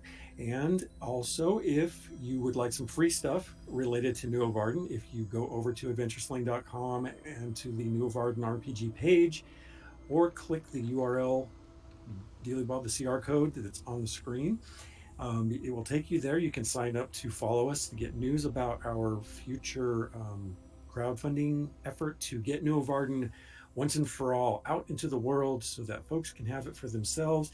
If you verify your email address on our follow list, we will send you, when we get everything organized for it, free tokens for the player cultures, and also asset pack 1 for your virtual tabletop experience while playing Nuovarden, just free for signing up. So we appreciate you. Let's get back into the story as the party collects themselves from this hideous experience and heads back on the pathway to find the Wizard of Champlac Hollow. I did want to say, highlight a mechanical feature of the game. In Nuovarden, in the mechanic system, there is injury scale is a measure of how much damage you can take. And creatures have injury scales and the players have injury scales. The way that, if for those interested in balance, how do the encounters balance? When the injury scales of the monster match or exceed the total of the party, it's a difficult encounter. When the creature's injury scale maximum is less than the party's maximum, then it's an easy encounter. So within that range, it really was a serendipitous discovery on our part as building the system and figuring out, what is damage, what is injury, that kind of thing, that sort of balance really matches up well. It's probably, it's part action economy and it's part damage tracking, but it goes beyond that. And so I don't know, it's a fun thing to point out with the mechanics. Let's get back into the story. Speaking of injury scale, those of us who were injured, how do we recover that? Can I do a self heal? Do I need to do a self heal? It's kind of up to you. You can do, as a Lamplack, you can attempt to self heal. Now, outside of combat, any death recovery or healing is one check per individual that has the ability, except for if you have consumables like healing tinctures, which I think some of you do. Yeah. So you could consume those and automatically get the benefit of that, or you could try to manifest healing if you have the ability, giving it one shot per person that's able to do that. So Sure. who would like to do that? Anyone? I've got the self heal ability, and I've also got healing tincture. It's a 4 dose. What does the 1 dose get me? Does that get me one check, or does it get me back to full? One dose gives you 1d4 randomly. I'll go ahead and do that. Take 1 dose. Yes. Okay, go ahead and roll your healing on that. And I do so as well. Okay, you also have the healing drink. Yeah, I'll try that as well. All right, so we got 2 that. And then just because I want to try it, I'll try a self heal. Okay. All right. So that will actually be a called roll because it's out of turn order. 1 and a 4. Okay. So then you can roll another d4 of healing for the self heal. 4. Nice. There you So go. I was only down 1 now, but yes. Sweet. Okay. So now you know how it works. Great. All right. And then what did Ona heal? I rolled a 1. Okay. So if I roll a 1 using the potion, does that mean I heal for 1 or that I don't heal at all? It means you heal 1. Perfect. Well, that's all I had. Oh, okay. Yeah. Then all's good. Okay. And anybody who has armor factor that took armor factor damage, you can also take a moment to repair that. That's sort of a free effect between encounters. I forgot about my armor. In the pond, I was not counting it because the water was getting Okay. everywhere. Yeah. The digestive juices were getting everywhere. Mm-hmm. It's all so Yeah, clear well. now. I will point out something else in the game. So armor factor is it does go away once it takes damage, and this is for physical armor. However, there are persistent armors as quality items that are in the world as well, and those armor factors don't go away. Armor factor can never go above 4 anyway. So if you got an armor factor of 1 or 2 and you get some recovery and you boost it, that's within range of probably what you're going to experience anyway. And if you're in a good fight, that's going to come down. You can put it back up, stuff like that. So it doesn't go outrageously high, but it is a nice little extra.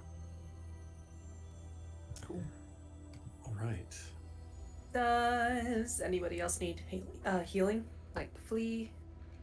Oh, no, I was just, here with the corpse and, we're fine. We're fine. Oh, how is your friends, by the way, looking at your bag? Oh, fine. They're sleeping for now. Okay. Side note, I imagined it kind of like a sleeping bag when you pull it out and you're like, yeah, and then you try to put it back in and you're like, yeah, this isn't fitting the way it used to. Yeah, there's definitely like a elbow that's kind of jutting out to the side, and it's hitting him in the ribs, and he's kind of like just shifting a little bit.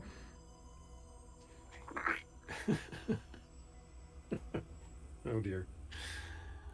Oda, that was most impressive. I've never seen a bridge built that quickly. Fascinating.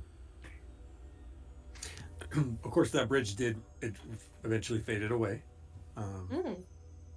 Once after a few moments of it being out there, but it was effective for okay. escape. If Oda doesn't tell him that, he would never know. He would just think there was a bridge there forever.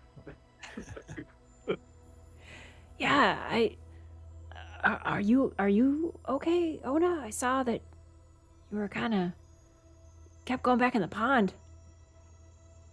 We were confused.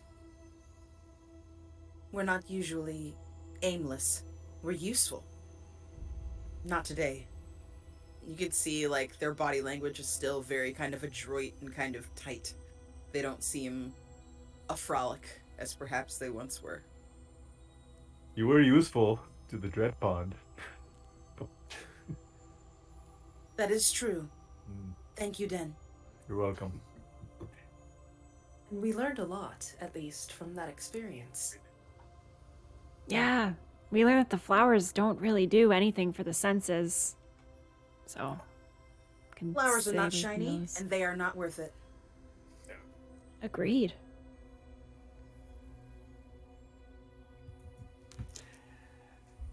Pushing through the dense, webbed grasses of the forest, you find yourselves approaching a shimmering pond, beside which sits a makeshift hut.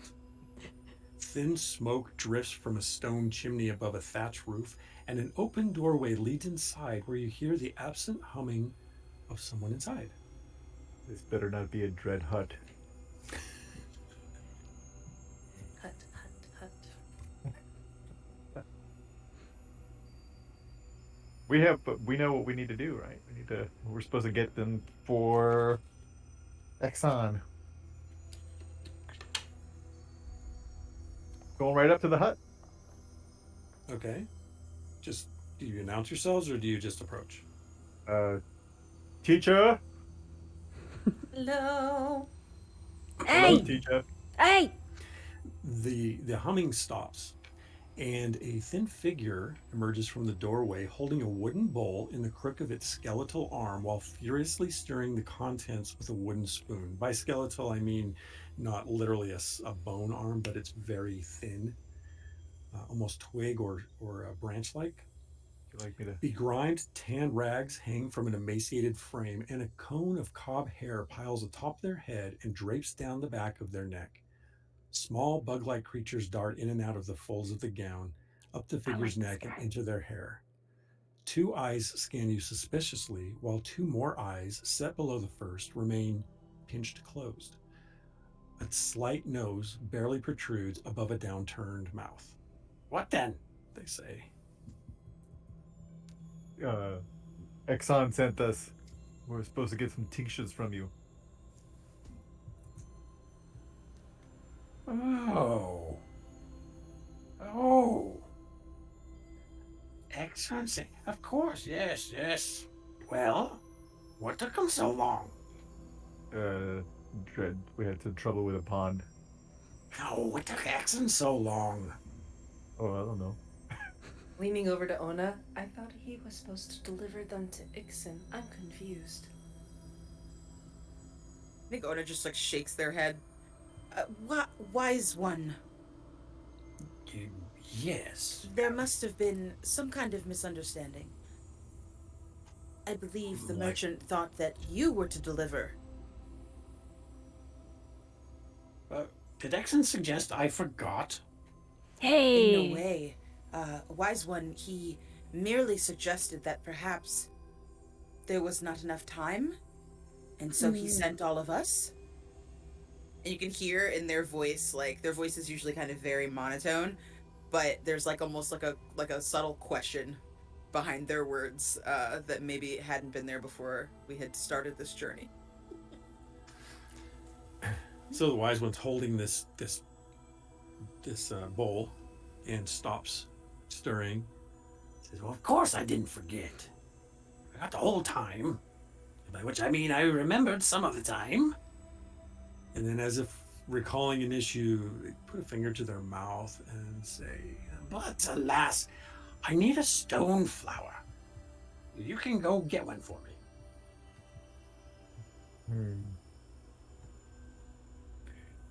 Stone flower, and then you give us the tinctures.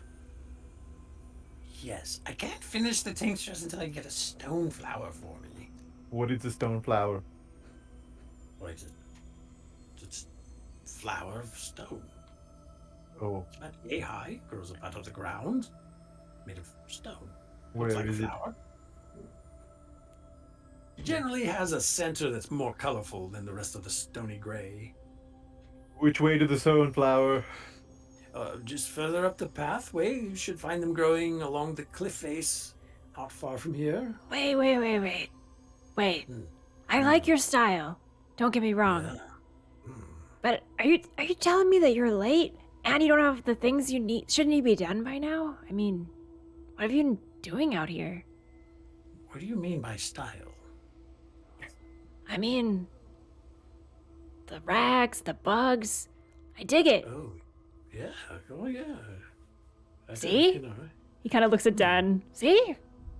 Yes. Right. This guy's a have a lot of- master of wizardry. Look at. Not in common. Yes.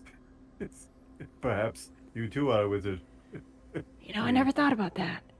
Let's not get carried away with the nomenclature. It's particular to individuals. The teacher here.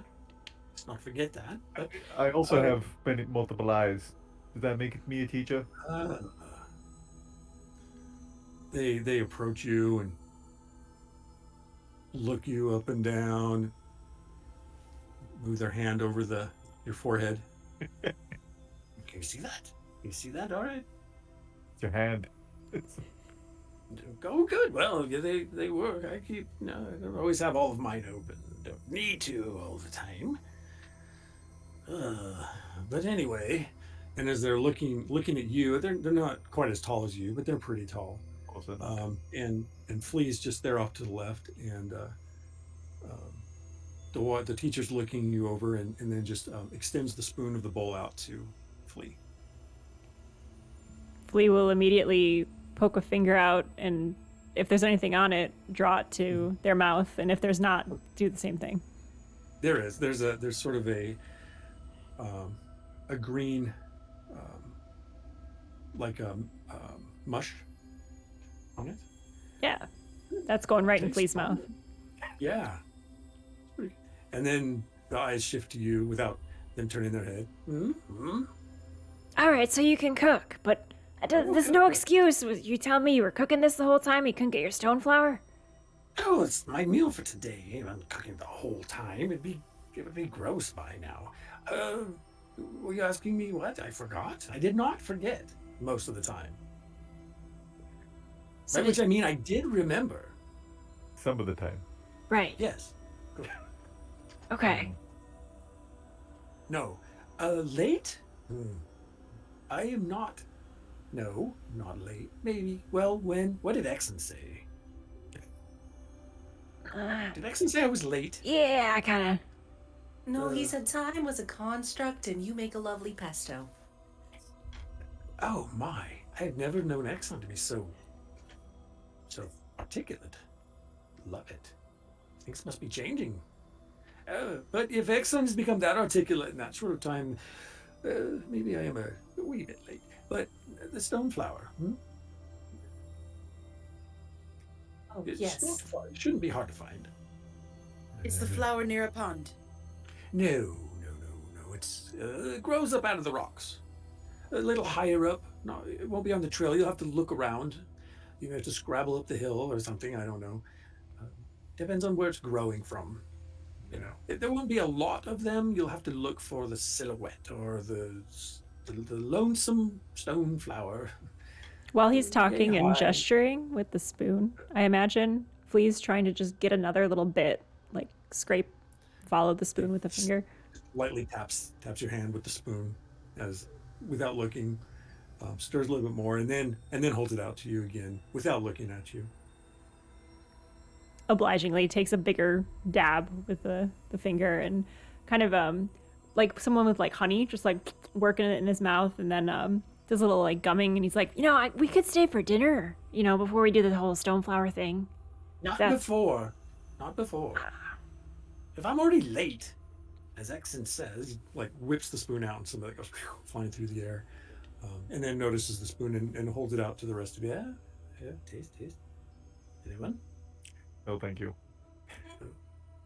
Sophia's going to, but not eat it. In fact, she's just going to inspect it because you said it was like a green color. She's taking in the green color. Oh yeah. And then you'll see her pull out the small notebook. It looks like a bunch of leaves bound together into like a little notebook. She opens to one page that's empty and swipes the green into it. I'll save this for later. And then tucks that back into her satchel. Indeed. And may I say, your affectations are splendid. Your markings and your bangles and the whole aesthetic. Lovely. It's not my style. I like this one's style. Small jingle don't have shop. the- Ow. Very nice. Yeah. Yes. Anyway, if you wish to eat, I can prepare more food while you're gone. But stoneflower? If Exon says I'm late, we wouldn't want Don't put your problems on water. us. That's your problem. What? I'm just. What is what? You're trying to pass it to us. That's. Never mind. The Come on, stoneflower. Den. If Let's you, go. You have a job to do. I have a job to do. You don't want to forget to do your job, and you want me to feed you. Well, you're not gonna forget. Ona never forgets to do a job. Who's Ona? This is Oda. Oh. Nice to meet you. I think when they turn to look at me, I'm like crunching and I have like half a block of quartz in my hands. Just watching everybody like Fitting it up underneath the mask. I'm very curious as to where you insert that. It's underneath my mask. That's And where then it vanishes, never to be seen again. That's the magic mask. Very good. Well, I'm We glad. do like to be industrious. I know. Yes. That bridge. Did I tell you about the bridge? Teacher, did you know about the bridge? No. I tell Is them it all not? about the bridge. Oh, fascinating. It Fascinating. was. Frankly, I'm not going to remember all of this. Oh, No, don't I expect. feel that. I feel that a lot. Yeah. Oh, yeah, yeah. It's a style thing. All right. Well, shoulder my spear. Start walking towards the stone flower. All right. Well, thank you. I'll have something Stone prepared. flower. Probably more of this. Okay, go into the Stone flower. very well. um, so you move up just past the hut a little ways up a draw that leads out of the forest and onto a rockier hillside. You see large boulders strewn around the hillside and a dry and exposed path that climbs toward a more stony cliff face. And as you're standing on this path and you're looking at this cliff face, about 40 feet up, you see a single stone flower growing out from the face of the cliff, about 10 feet below the upper ledge. And I'll show you what a stone flower looks like. Hona's like, stone, flower. Ooh, stone, Stone flower. flower. How are two things, one the best, one the worst, in one thing? We like stones. We do not like flowers. Flowers at all? No. Then that does not like flowers. From this day on. If a metal plate face could look judgy, that is the face that Ona has at this moment, looking at this flower. And it's about 30, like I said, that's about 40 feet up. This is a 40-foot high, and then it just sticks straight out of the wall. Like it grew out of the face of that cliff face. Hmm. I have a question. Yes. Is there like an embankment for us to climb up, or can I use can I kind of like, since my fingers and my body are organic, can I kind of manifest some of like the stone and the metal into like little claws and try to like make like footholds in the ledge? Essentially so with technology, what you could do is sort of manifest the claws themselves. Mm-hmm. Right. If you wanted to flavor it sort of like you were changing the wood slats of your fingers, into something like that, we can go with that. And then, and try to climb. So you want to basically reduce the difficulty of making that climb. To answer your first question, there is something of an embankment or a hillside that does go up to the top side. You're not sure if it winds its way around and reaches the very top there, but it looks like there's some sort of landing up above. But then the stone flower is still 10 feet lower down the face from there as well. So it's not convenient sticking out of the thing. It's the difference of, do you want to climb 40 feet or perhaps see if you could, move around. And then reach down somehow 10 feet, which is still 40 feet above the ground. But you know what I'm saying? You have two distances of reaching the flower. And look at Flea. Say, can you pop up there like you did back at the pond? Oh, you saw that, huh? Yes. It's not something I like to do. It's a little embarrassing, he says, shifting the bag of the corpse over his shoulder, like more proudly than what he's discussing with you now. So yeah, I can try. How far no can I corpse teleport? At best, I don't know. At best at your evolution, 12 feet.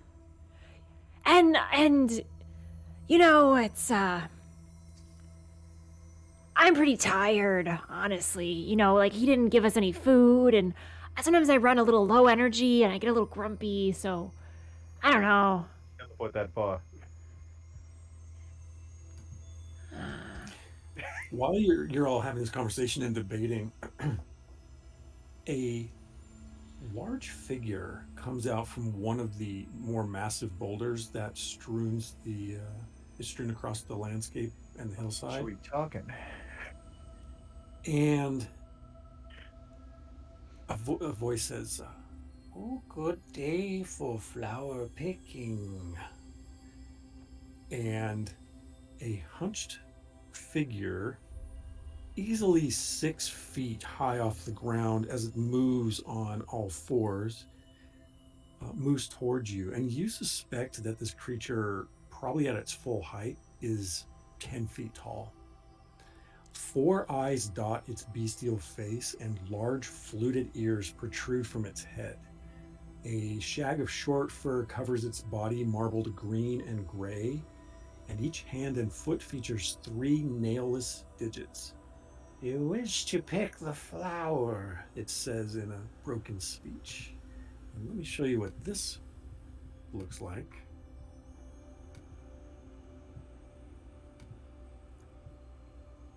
Gross. It's kind of cool. No. Comes over and sits on its haunches, maybe 10, 15 feet from you. And like I said, even on its haunches, it's 6 feet tall. And then it looks up at the flower, and then looks back at you. So what if we do? I don't know. What if you do? Oh wait. No. I think that Ona takes out one of their shiny rocks. And they kind of weigh it in their hand and they look at it. What color is the stone flower? It's gray, and then the central stone of this one is red. So I have like a red jasper stone, and it has like streaks of gray in it, and I look at it and I offer it to everyone. We are not very good at negotiating, but we have this. This might be better than a flower. It extends its hand, and those long fingers reach toward you. And it takes the stone. You are giving this to me? We need the flower, not because it is pretty, but because a wise one needs it. So, in exchange for the flower, we give you this shiny, much prettier than a flower, much shinier than a flower. It looks down at the stone in its hand, and it says, "I don't have the flower. The flower is there." This is accurate. And then it keeps its hand open as if you might not want to give it the stone, or it might keep it, but it seems neutral on whether or not it's taking it. I think you guys see, like, this shiny blank face look back like, please, someone. Hey, I'm It's pretty. me. I'm good at deals and things, sort of. I mean, it usually ends in me collecting or raising another corpse if it goes wrong. Let's skip that part. Listen, what if you got the flower, and then Ona generously is offering you a shiny? That's how that works. And if things go south, we could talk about corpses. But for now, we'll talk about the deal. Why don't we do this? Between the two of you in your conversation to this thing, one of you give me a called roll mind. Called roll mind. See if how persuasive you're being, and we'll reduce the difficulty scale. Do you want to do it, Ona? No. No? I will try if you want me to. Please. And that's 1 die, correct? No, it's called roll, so it's 2. 2. Okay. I've ruined enough this game. No. My terrible dice rolls. That is it's a 1 and a 2. Great job. Part of the deal. The creature says, "If I could get flour, would have already." Are you just waiting here for it to fall or something? What are you doing here? What are you doing here? We're here for the flower. What are you here for? I live out here. Oh, this is your mountain cliffside. I like that. Oh, okay. Yes. Yes. Did you happen to walk through some flowers earlier? There are all sorts of flowers, but not one like that. Hmm. Does that have a guardian? I have not thought of that before, but I don't know if it does. Does it have a guardian? And the second one from the other side moves out. What from the? behind the stones. And it lopes towards you, maybe 20 to distance of 20 or 25 feet. And it sits down on its haunches. A guardian? I don't know what is a guardian. Something that would enact violence upon us if we were to take that. Well, no. It's just a flower. The other one says, yeah, just a flower. Yes. What are you two playing at? Shinies from you? And No, flower? that's not how deals work. Oh. Deals off. Can I touch the shiny that I gave? And because I have technology, I can enhance items. Can I enhance it to look like a flower? Oh, interesting. Sure. Yeah, you will be a called roll, so you'll have to try and manifest that. Okay.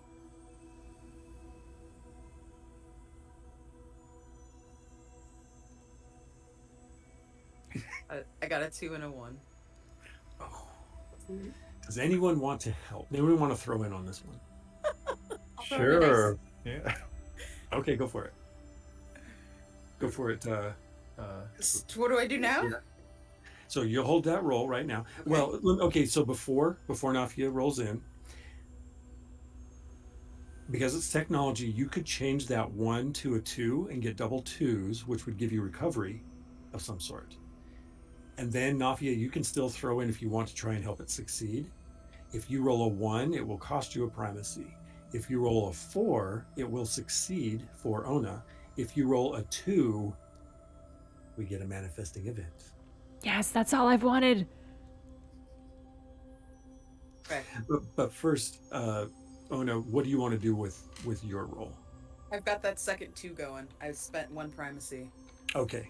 Now, so you have the option, if you have no injuries, you don't need to recover an injury scale. If you have no lost armor factor, you can still add 1 armor factor if you want, because you're under 4. Or you can recover the primacy you just spent. That one. Okay. Nafia, do you want to roll in on it still?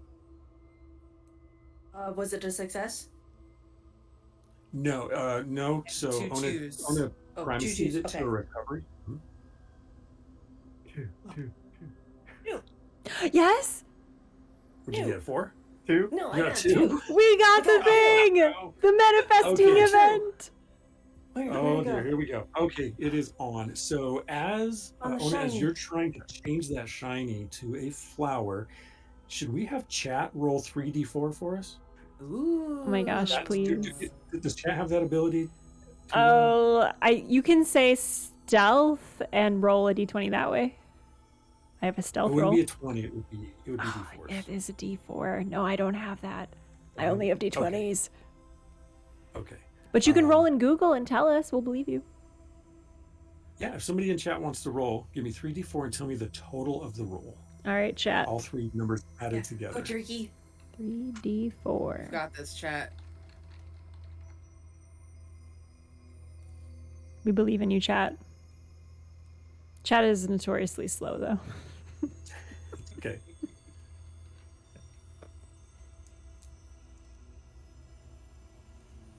Thank you, chat. It's a 7. 7. Oh, I think we've had that one before. Let's see what we got. Let us see.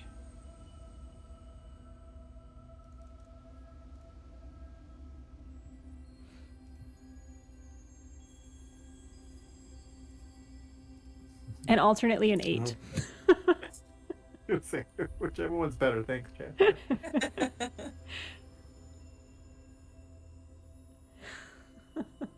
Okay. All right. So we're going with the new table on this roll. As Ona reaches out to touch the stone to enhance it into a flower, We don't know that. and just see Ona reaching forward, and as you see actually Nafia, the manifesting energy is not coalescing. You can just, from where you're at, you can see it, and you're like, oh, Ona, and you call out, and there's this conflux of pressure and a ripple, boom, and Ona and Nafia disappear. Oh no. What? And the creature closes its hand and scutters back 5 feet. What is going on? And the other one says, we need a guardian. And they look at you two. Explain. I look up towards, sort of surreptitiously look up towards the stone flower, like, did they just pop up there? I didn't know they could teleport. I didn't know either. Ona and Nafia, you find yourselves in some vague, nondescript space. You can breathe. It's not any particular temperature. It's not uncomfortable. It's just sort of nothing. You're in a void. Oh my God. No. And then you're back. And you come back in the same spot that you were in.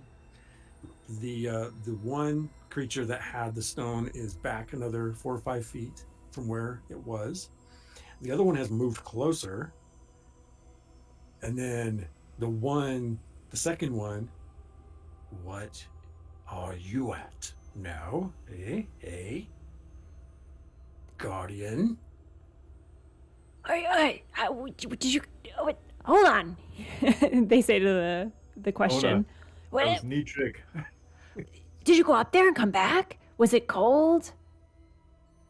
I've got some extra coats. He starts to take off some of the dirty rags, and fleas are just like exploding out like confetti. We were nowhere. And everywhere at the same time. You saw the void?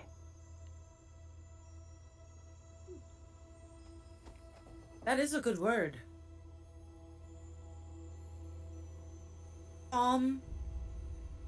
Not cold, not warm, just nothing.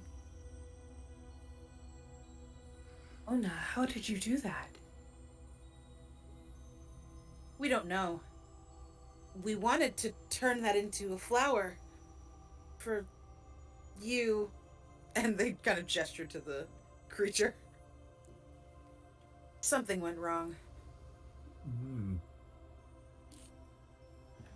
The creature, the first one turns and moves back down the path and behind the boulder, and the second one also moves back to where it was before, and you can see them both looking around and watching you from where previously you had not seen them.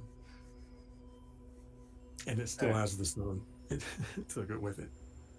All right, I'm gonna try something.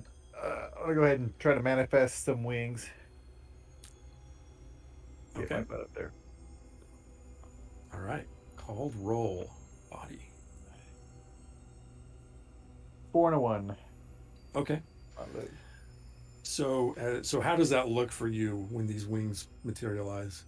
Well, let's say kind of like from my ankles to my wrists, sort of bat-like wings. Oh, Sort of just sort of have my hands to my side and just go poof. All right, all right. enough of this. I'll be back. Take off into the air. Swoosh. Okay. So up you go. Um, you start flying up. Now your movement speed's not stupendous because it's not a natural movement for Yeah, you. I'm sure I look So very graceful. so you can go. You can fly 16 feet this round, Okay. um, and then either try to continue ascending or try to scrabble. Climb from there if you wanted to bat onto the stones. So Sure. whichever you're Uh, thinking. I'll keep flying. I don't do it that often, so I'll just get some Okay. practice in. Okay. And so you use both dice to manifest your wings, so you don't have any more actions left. So you fly up. And anyone else, what would you like to do in this particular instant? Anything? Or are you just watching? I'll get there eventually. Is there multiple flowers up there or just one? Just one. Okay. I think Unfortunate. I think Ona's freaked out. Are their hands still like little claws? Oh, you didn't actually check for that, I don't think, did we? We didn't actually try to manifest it. To the void. Oh, that's right, because I went to go try and touch the flower. Yeah. I think that I don't know. It would be smarter if I tried to like grab on to Den before he gets too high, and then like try to like enhance his wings so he can fly a little further. So that would be an enhanced body, not an item. Got it. It's not a Okay. technology. Yeah. All right. And it would also add weight, which would slow down the movement. I can barely lift my own weight. Okay. I think then they just go like beneath Den's trajectory, like waiting to see if they need to devise something to catch Okay. to catch him. Good plan. That's Yeah. not a bad plan. Flea and Nafia, do you either of you have anything you want to do at the moment, or? I think Flea would just be interested to talk to Nafia about what they saw.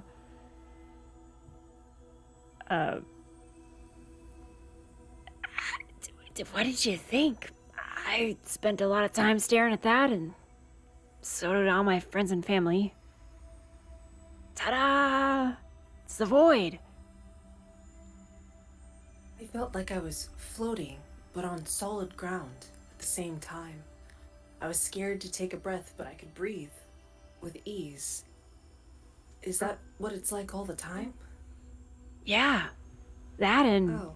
everything is infinite, nothing matters, and this whole world could fall to pieces around you, and you can still find meaning in everything in front of you. Or so they say. But you can't drink there, and you can't do drugs, and you can't dance, and you can't paint. Yeah, I like it here. I'd like to stay here, in the here and the now. Maybe you should get a blindfold. I don't know if that counts, but I'll count it. I would like to see, or try to see through the blindfold, is it? Mm-hmm. Yeah, it's just as dirty and ratty as all the other rags on him, kind of a gauzy fabric. I also wanted to mention that the scent that you give off, I find it very pleasant. It reminds me of, ironically, a flower Ah, that I found once. well, thank you. Did you tell Den that? Because Den's always given me a hard time.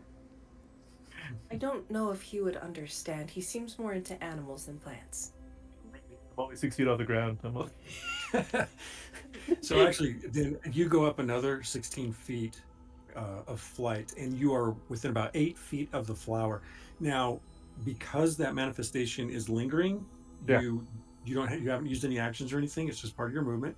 So you can decide if you want to try to maintain it this round before it disappears, or if you want to like glom on and finish climbing, which you can still do as part of your movement, Okay. independent of your flight. It's just it would just be slow. It'd be because it's climbing and you don't have a natural climbing speed. It would also be another 16 feet, but that's plenty of distance to the flower. So Sure. bear that in mind in addition to your actions, which you still have. But as you approach, that flower like spits something at you, Oh, not again. like a thorn, Thought it would be safe because it was stone. and this thorn comes flying out, and it hits you, and then falls. Hit my new armor. Yeah, it hit your body somewhere, but it didn't pierce you. It just bounced off, and you are within 8 feet of it. What would you like to do? I'm gonna try to continue flying, but I'm gonna get close to the cliff so that if I fail, I can grab onto the cliff. Grab on. Yeah. Okay. So you're gonna try and maintain your manifestation of your wings first. Yeah, I'm gonna try to keep flying up to it. Like keep my Okay, hands use, free. Okay, so let's clarify a couple of things. That's a good point. So you used another 16 feet of movement of flying, which is the max, to get within 8 feet of it. Now you could voluntarily spend an action and a die to move another up to 16 feet, just for free if you wanted to, and then you would still have an action die if you wanted to do something else. Or you could, after that 16 feet, glom onto the cliff and finish climbing with the remaining movement that you have and save your actions. Yeah, let's do that. Yeah, I'll save my action. Okay. I'll just find So before we get too far away from it, at any point, are you going to want to still try to maintain those wings, or are you going to let them drop at the end of your turn, or do you want I'll to try. wait and see? Yeah, I'll wait and see. Okay. Okay. So as you fly up there and that thorn comes out, falls off, you clomp onto the side of the cliff. You guys see that? It's spitting. Yeah, you're doing great. No, not Then you that. climb another 8 feet up to it, and you're right there at it. All right, I'm gonna pick it. Okay. All right. You pull it out from the cliff face, Spit me. and here you have it in your hand, and you are 40 feet above the ground. Guys, catch! No, I'm just kidding. All right. Can I glide down? Well, you can drop from the cliff face, but as you do that, if you don't try to maintain your wings, they're going to go away, and then you will be free falling. So, can I maintain? Can I make the roll before I let gravity take over, and make sure that I have the wings? Yes, you can. You can try to maintain it before you decide what you're going to do. Yeah. Okay, that's what I'll do. For sure. Okay. So you have one die left. Okay, one die. A 3. You can use primacy to bump it because this is a body manifestation. I would like to do that. Okay. All right. And then as you do, you turn and you let go. Yeah. Okay. All right. So as Ona, as you're down there, you're getting ready perhaps to catch, and you see that the flower has been grabbed and the wings are still there, and your ally comes flying off of the wall. The other two are in conversation. You come gliding down. So I'm pulling a Batman. I'm going like straight down without wings, and then at the last minute. Okay, so you're gonna drop fall until you get to your movement range, and then glide down. You come down onto the ground. Much more graceful than the up. Yeah. And so you have this flower, and you reconvene with your compatriots. It likes to spit. Be careful. Do you have any could I borrow one of your rags? Oh, Please? yeah, sure. I was just about to do a thing. Yeah. He'll grab one of the overcoat rags and rip a piece off and hand one piece to Den, and then the other piece kind of almost reverently to Nafia. Saw the void and you rejected it, so I know you didn't go to the cult for years and years of your life and have them tell you all these things, and then you have to kind of unwind that in your head and step away, but you still rejected it, so Here. And he'll hand you the cloth. Lee, I'm honored. Taking it and like a blindfold. Gonna wrap it around my eyes. It's full of fleas, and it It's smells stinky. very pungent. It smells like you. I'll remember you always. And what do you do, Dan, with the rag you wrap with? No, don't you put that on your head, Den! That's not for you to do. No, then you wouldn't be able to see my eyes. I'm gonna wrap the flower, the stone flower, so that it can't spit at me anymore. Okay, so you start wrapping up the flower. As you're wrapping the flower, and Nafia, as you tie the thing in, and Flea, as you're like making sure that Dan doesn't. It's extra do not for that. you, Den. Like, even if you did the same thing, not for you, Den. No. With a snarl, those two other creatures come barreling. Go ahead, Ona. I am looking around for those jamokes that are waiting to take our flower. As they launch in, And here they come. They have our shiny as well that they're not going to give back, I'm sure. No, they will after they're dead. right as they're launching in, you just see Nafia picking up that thorn that was spat at Den. I want that, so I'm grabbing that real quick. Oh yeah. Okay. Okay. And please choose your combat order. Ooh. I think I'm last again because I'm yelling at Den for no good reason. I think maybe be second because I think Ona knew what's up. Be third because I'm picking up that thorn.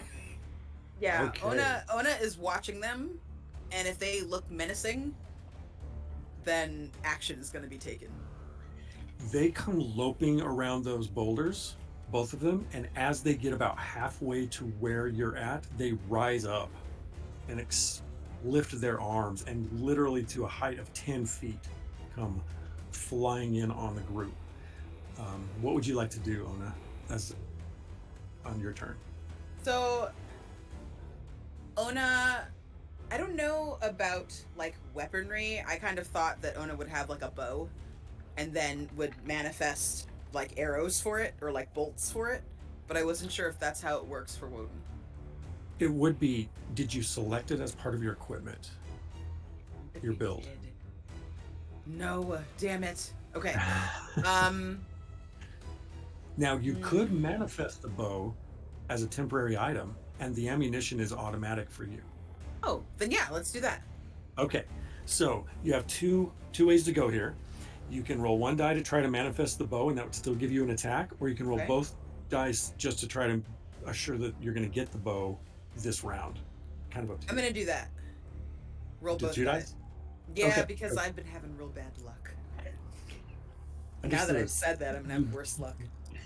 You do have primacy available on this. What'd you get? Just skip me. I got 2 ones. Just Okay. Dang. next Dang. person. New dice, new dice. This is You're I like- have 4 sets of dice that I have been cycling through all night. No lie, 4 sets. Doesn't want it. Now, one of your allies can throw in on this, and if you do, you're going to get your die back on your turn. So don't forget that. I'll throw in. Go for it. I roll, right?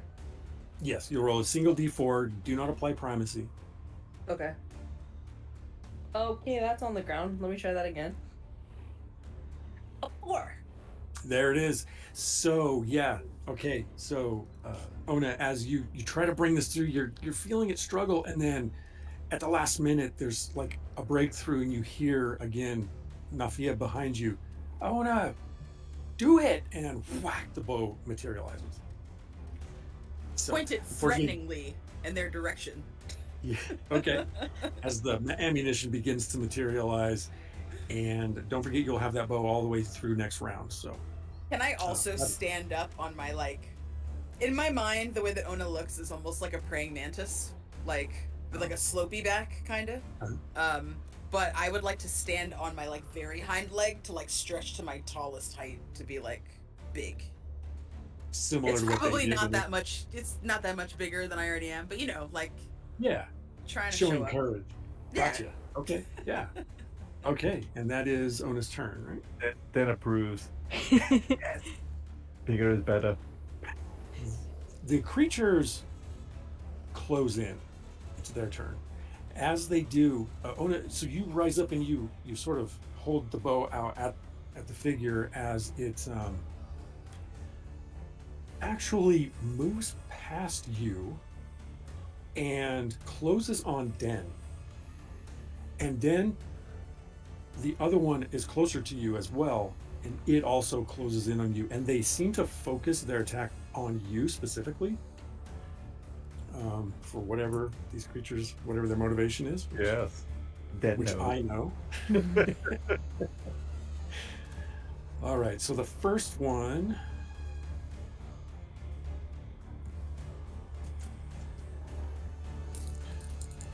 Swings its arm at you.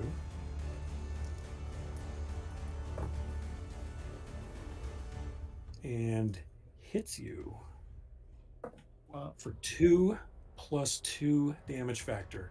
4 injury. Now you have armor, I believe, correct? I do. Armor factor 1. Yep. You take 3 injuries, boom, as this one hits you. And then it swings at you a second time. That is a 1. And so for the purposes, I could change it with body primacy for this creature, but I'm not going to. I'm going to give you a reprisal, which means you get to roll 2d4.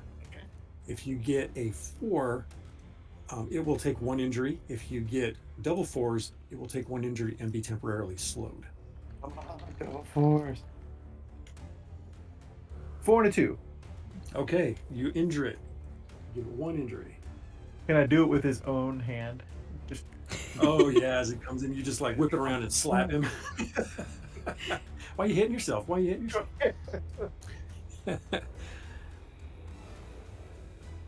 And these. Oh. Okay. The second one attacks you. And it hits you once for 1 injury. Now the armor is no longer applied, right? Right. The first one. Right. And then it hits you once again for 1. Okay. Oh, actually, sorry. Those would be, that second one would be 3. Oh, That would put me one beyond my current IS. Oh, boom. So as these two creatures move in, they bam, bam, and they gang up on Den, and Den, you go unconscious. So you don't actually go to negative, you go to 0. Okay. But that is it for their turn. And Dan, it's your turn, and because you are unconscious, you are making the infamous dying roll. So give me a D4. D4. Womp womp. That's a 1. Oh no. You suffer 2 failures. oh,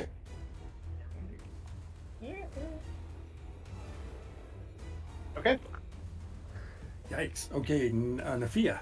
Good drama music for this. Watching Den just get down suddenly, I'm going to whip the didgeridoo off my back again, but this time cast a healing song directly at Den. Nice. Okay. 1 or 2 dice. I used one to help Ona, so I can only use the one, right? It's the start of your turn, so your dice cache renews. Oh, Refreshes. chicken nuggets! I like it. A 4 and a 4. Oh, beautiful. Okay, so as you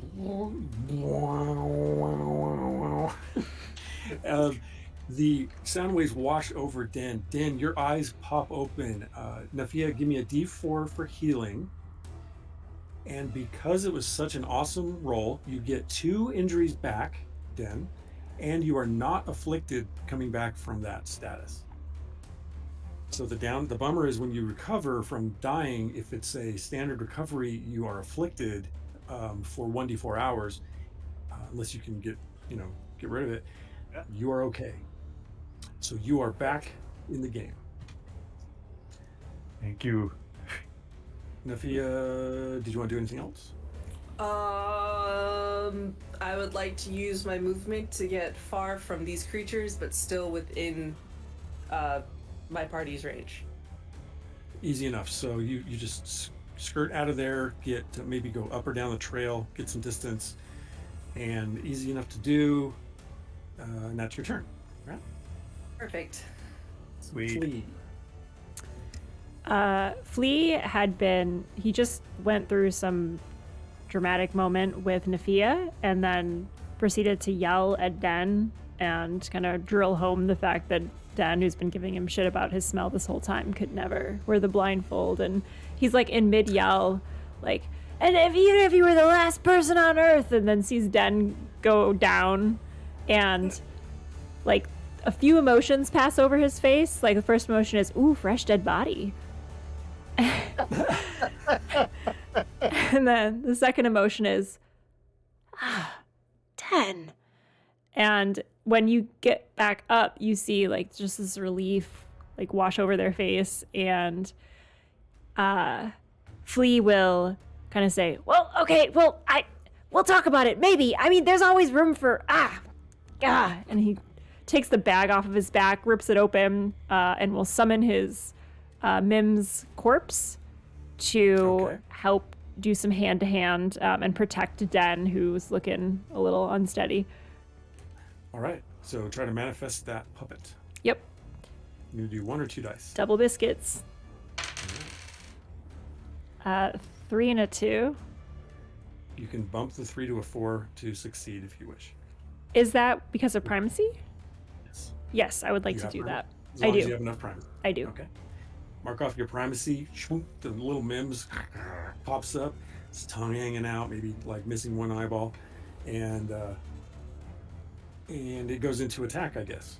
Yes. So go ahead Its and- goal is to defend Den with my puppeteering.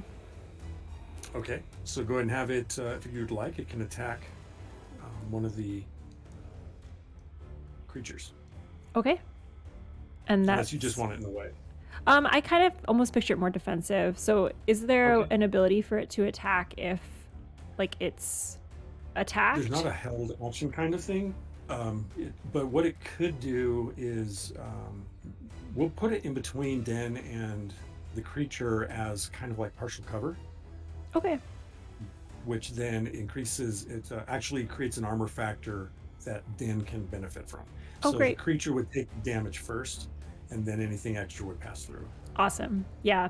And it gets really close to Den to do that. Just like the stink of this thing, it's moldering right next to you. A literal meat shield. Mm-hmm. Very nice. Yes, exactly. Okay. All right. And that was both dice. You gonna move or? Yeah, Flea will hide behind a rock. Okay, so you scamper up the hill a little bit and find your own rock to hide behind. And that takes it back to Ona. Light him up. Ona is terrified. So I have my bow and I have my bow out. Yes. I would like to fire a shot at who seems One to of be these more of like a problem right now. Would you say? The only thing you have to go on is kind of was their demeanor when they both came out and were talking. Yeah. The first one that you encountered seemed to have a bit more range to their personality. The other one was just more like a little bit more terse. If you want to use that to go on. Wish I had diplomacy skills because I would love to talk it out, but I feel like that is not something that Wotan are good at. I mean, it could be. You could try. The thing is, you don't really have the discipline to take advantage of it with primacy No. if you needed to. No. Okay. So I'm just gonna keep. Would I spend 1 die then to keep the bow and arrow going? Okay, so if you want to make sure that you still have your bow going into next round, one of your actions would be to attempt to maintain it. Yeah. But if you want to fire it, you would also need an action to fire it. So that would be 2 single die actions if you wanted to try both of those things. All right, let's try it. Okay, you're gonna fire. I assume you'll fire first, I'm gonna or fire do you want? first, Okay.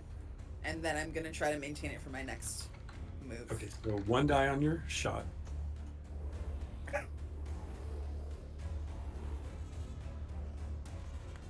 Primacy. Would you get it? Did you get a 3? I got a 1 to shoot, so no. But I got a 3 plus 1 with my primacy to maintain my bow. Okay, so you maintain the bow. Let me ask you a question about the shot. Yes. Because that is a high failure, which means Yeah. you risk reprisal. Do you want to take the chance, or do you want to bump that to a 2? I'll bump it to a 2. Okay, so you spend primacy to bump it to a 2. Okay. Okay. So a couple of you are probably running low on primacy, I would imagine, already at this point. Yeesh. Okay, so you miss with the shot, but you maintain the bow, so the bow lasts through the next round at least. We have a new rule, by the way. If you ever try to do a maintain 2 dice and you get double 4s, it lasts 5 minutes instead of having to worry about it. So. Well, you won't have to worry about me doing that. You're gonna come in with a clutch dice roll. I know it. Yeah, double 4. Killing blow. Meanwhile, the second creature that came out when you met them, Den, it grabs for the stone flower. I know it does. So what it's going to try and do, it's going to try and wrestle or disarm you from the stone flower, which means you are going to get a challenge roll if it succeeds. Zombie So what's gonna bonus? happen? Oh, it's interesting. So that was an armor factor kind of. It's kind of stinky thing, and so it's in the way. Okay, I'll tell you what. So behind the scenes, meta, when these creatures gang up on one target, it reduces their difficulty scale. Because of the stinky mims in front, I will say that eliminates that because there are 2 targets involved in this situation now. Awesome. All right. So it grabs for the stone flower. I got a 4. Okay, I got double 4s. You can beat those 4s if you roll a 4. A4? Yes. But you only get 1 die because it's a challenge. Only get 1 die. All right. That's a 3. Okay, so here's the problem. Here's the good news and the bad news. Yeah, You could bump the 3 to a 4 with primacy, but they also have body, which means they could bump it to a 5 and succeed. So it's just a matter of you want to force them to spend primacy through your primacy, but that creature's going to grab it. Right. I'm gonna keep my primacy because I might need it. Okay, good idea. Yeah, I would agree with that. But this big hand, this thing's towering over you by almost 3 feet. Schwoinks the stone flower and it turns and starts running away. So the rest of you see this one creature break off from Den and start running toward the hill. He's got the flower. And it's going to go 32 feet. Hey, guess what? We have a chase situation here. Hey, That's it's what hilarious, you man. wanted. Oh man. Okay, so we'll have to figure that out in a minute if anybody gives chase. Meanwhile, the second creature that's behind you attempts to attack you. I'm going to say that this creature's just trying to push you down to knock you flat so that you can't give chase. Okay, so that is a 4-1. You can challenge it because it's a status effect. Okay. It's a 3. Do you want to bump it? I can bump it if you bump it. So Yeah. you probably save your primacy. It shoves you down, poof, and you go flat on the ground. So that means that you are temporarily slowed. So your maximum speed is reduced by half through the end of next turn. Could I still, when my action comes, attack from the ground? Yes. Yes. Okay. Yep. That is not a problem. It does have a second action though, as the Mims jumps in front of it. It tries to hit you while you're on the ground at a decreased difficulty scale, but the Mims, not even. And I'm going to spend a primacy to bump that 1 to a 2. So it completely misses as the Mims jumps in its way, and it goes to hit, and then it pulls back and does not attack. And that I would takes like us to imagine the in- Mims is just full on splayed over Den, just like it's moldering like flesh, just kind of splatted on your Flapping. chest. I'm gagging. This is gross. Dan, it's your turn. Can I, long shot, literally, can I take my spear and chuck it from where I am towards the one that's running away? Oh, yes. I am going to increase the difficulty scale because you are on the ground. Well, unless you want to get up. Does that take a? That doesn't take an action or anything, does it? No. No, you can get up with your I will, hazard. I will stand up and Throw it. throw the spear. Yes, and it is at your maximum range, so it's within range. You can attempt to hit it. All right, big money. Double biscuits. 4 and a 1. All right, you hit it. Yeah, the spear goes sailing through the air and shoink hits the creature. Roll d4 damage. 3. Ooh, all right.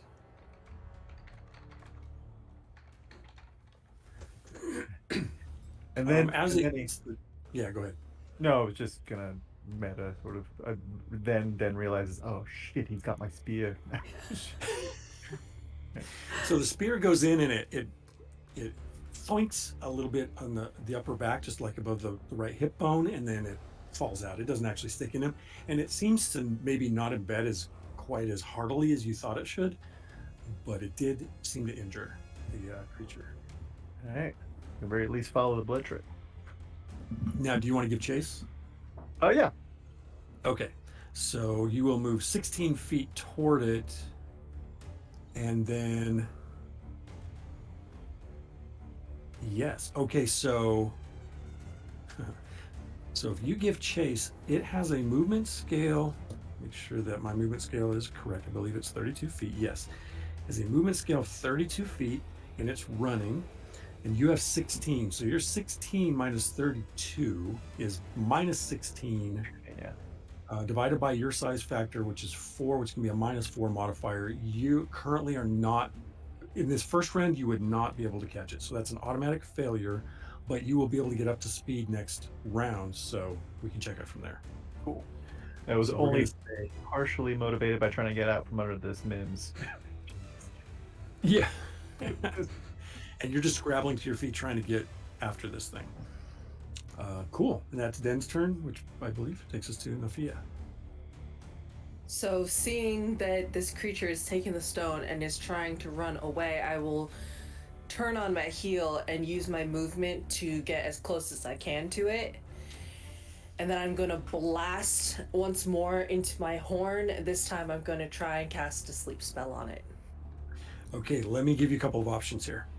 Since you are chasing and you're trying to chase it down, would you like to use one of your actions to double your movement range, which is going to increase your modifier for this round on trying to catch up to it?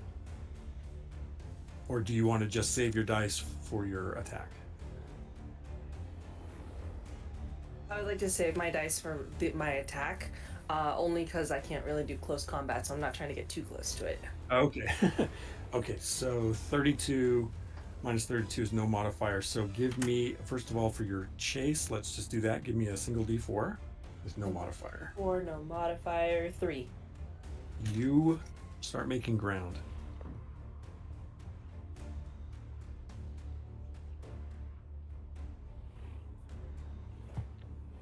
All right, so you start catching up to it as you take off, and then you tell me what were you trying to manifest with your didgeridoo?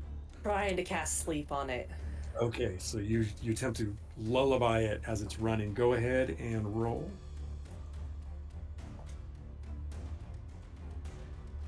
God, these are so hard to read. That's a 4, and that's a 2. Ooh, nice. Okay, so as the lullaby wafts through the sound, the airwaves, it tries to resist it as it's running. I rolled a 1. And the creature stumbles and wipes out. It is currently incapacitated. Shoot. I was like, I don't care. See or tell me how much privacy, and then you said he fell. I was like, never mind. Save my privacy. As it does, so what happens now with a creature that is incapacitated, as long as it doesn't take damage, it will stay unconscious until the end of its duration, or unless you maintain it and it fails future challenge rolls. Okay. So that creature's down. You used both your action dice and your movement, so that's your turn, correct? Yes. Flee. Flea nods their head a little bit at the music, says, "See, that's what I'm talking about. That's what this world's all about." And he's going to point to the Mims and say, "Let's get that thing that is apparently gonna get me soup later." And he will, okay, do I need to use an action for the movement of the zombie? If you would like it to use its one action to double its movement, you could get it up there in this turn. Yes, I would like to do that. So I'd like So the it goes- zombie to give chase and puppeteer it. Okay. Now, what I need you to remember is that if you do not maintain your puppeteer this round, it will collapse. So if So what would you I like? use one die for it, and then I get one die to roll to maintain. No, the zombie gets to do whatever thing that you want it to do on its turn. It gets one action and movement on its own Oh, okay. on your turn. Yeah. Okay. Yes. So you keep your actions because that thing's gonna go away eventually. Gotcha. Yeah. The zombie will kind of shamble off of Den. I guess it kind of fell to the ground when Den got up, so it will also pick itself up and give chase for the sleeping form now. Is the one with the flower sleeping, or are they both sleeping? Yes, the one with the flower. Okay. So yeah, I will give chase to go get the flower back, hopefully. Okay, so the Mim zombie can get up to it on this turn, and then you still have your actions.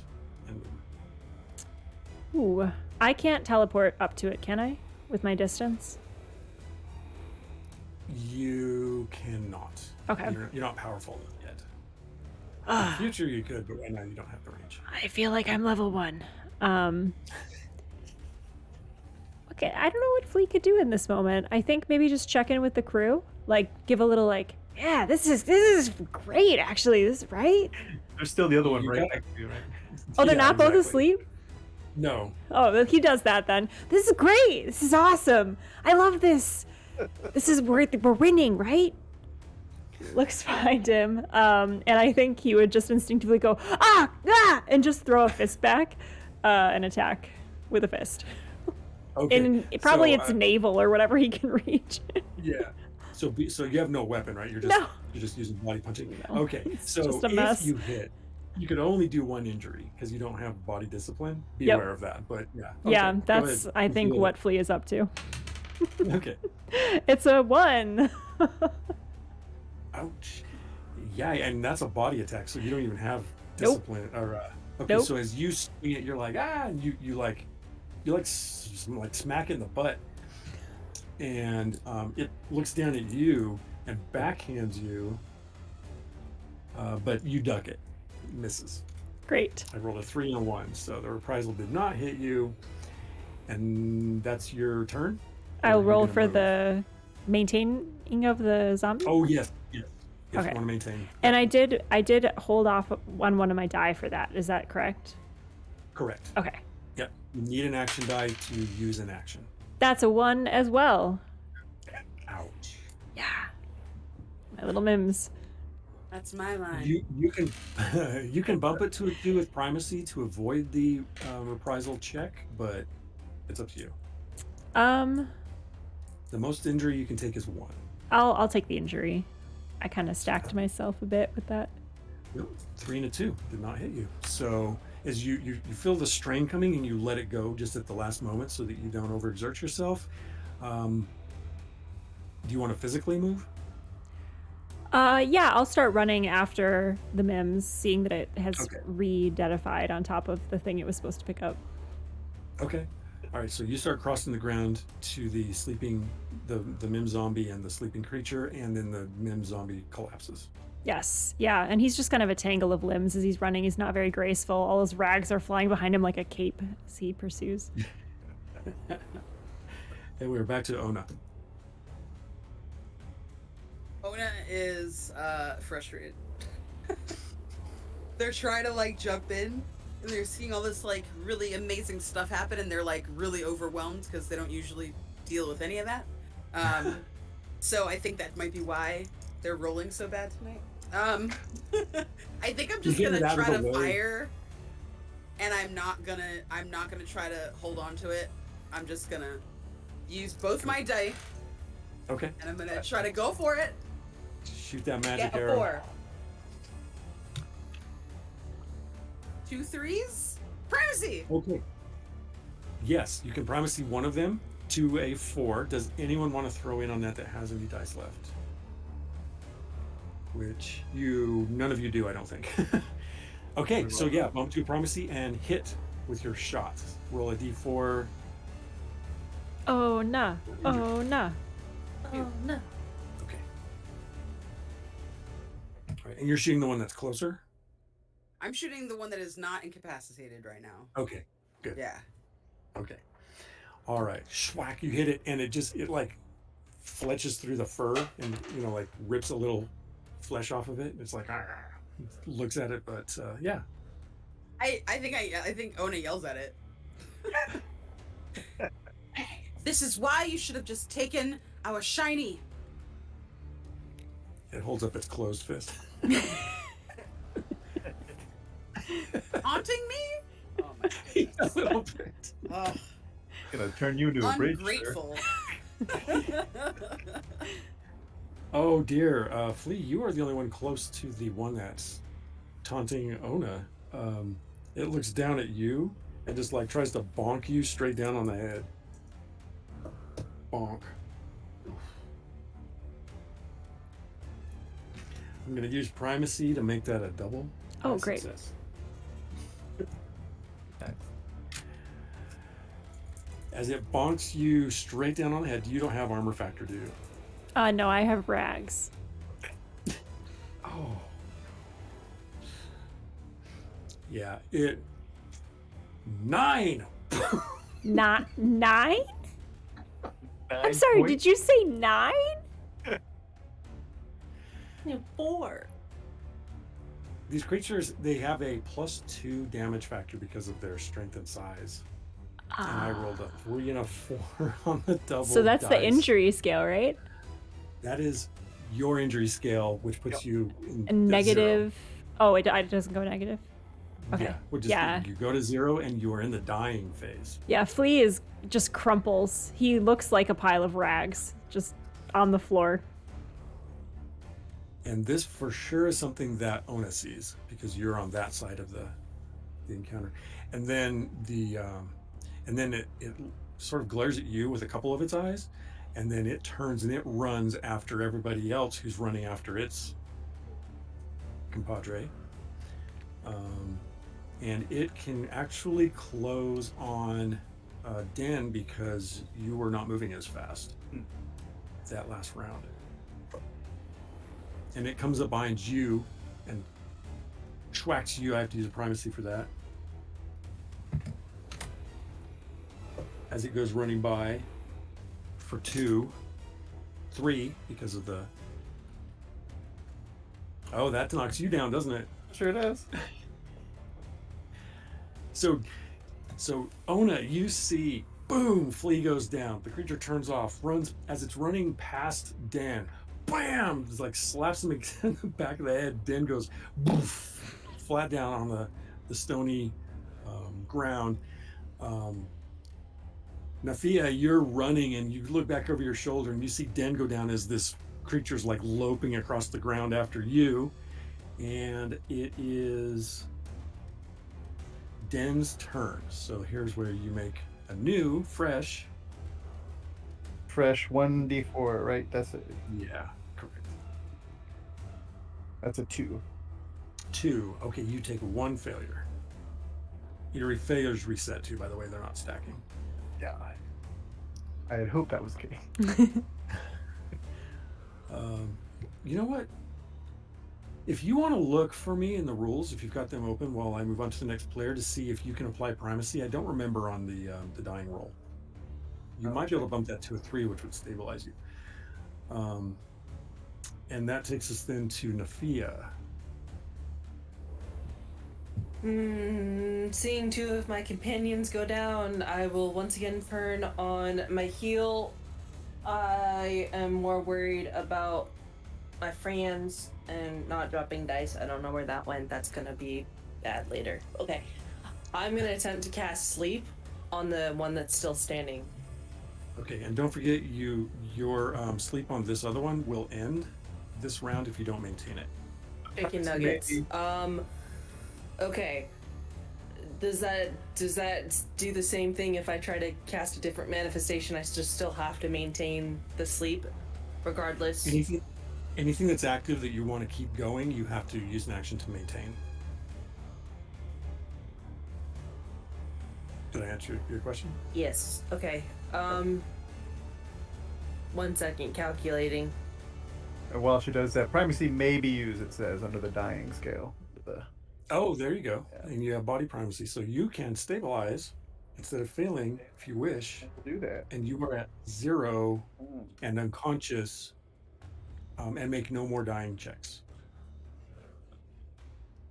Okay, I'll do 1 dice to try and hit the one with sleep and save my other dice to try and maintain. Okay. All right, so you're running, you're like, wah, wah, wah, behind you. 4 for the first one. Nice. Okay, and that was to try to make the one that's chasing you fall asleep, right? Yes. Let me check my challenge. Pause Okay, on. I got a 4 also, so you will have to spend primacy and bump yours to a 5 to succeed. I'm gonna spend that privacy down to 4 primacy. Okay.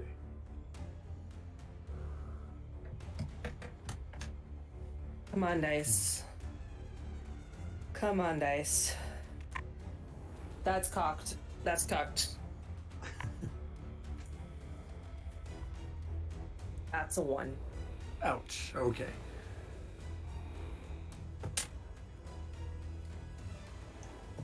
All right, you're fine on reprisal. However, you know that manifestation has failed, and that the creature in front of you is about to wake up, but the one behind you is now asleep. You guys watch the second one drop to the ground. Nafia's just gonna yell out, "The other one's gonna wake soon!" And that's my turn. Okay, flee. You have to make us a death roll. Just one? 1d4. Okay. Here it comes. I'm shaking it up really good. That's a 3. Okay, that means you are stabilized. Oh. So you are at 0, and you are no longer dying. You no longer have to make any checks. And unless someone's able to help you, though, you will be asleep for 1d4 hours. You'll be unconscious. Okay. And that's the down. Yeah, both of you. So we'll see what happens. However, it takes us back to the top with Ona. I'm still next to Flea.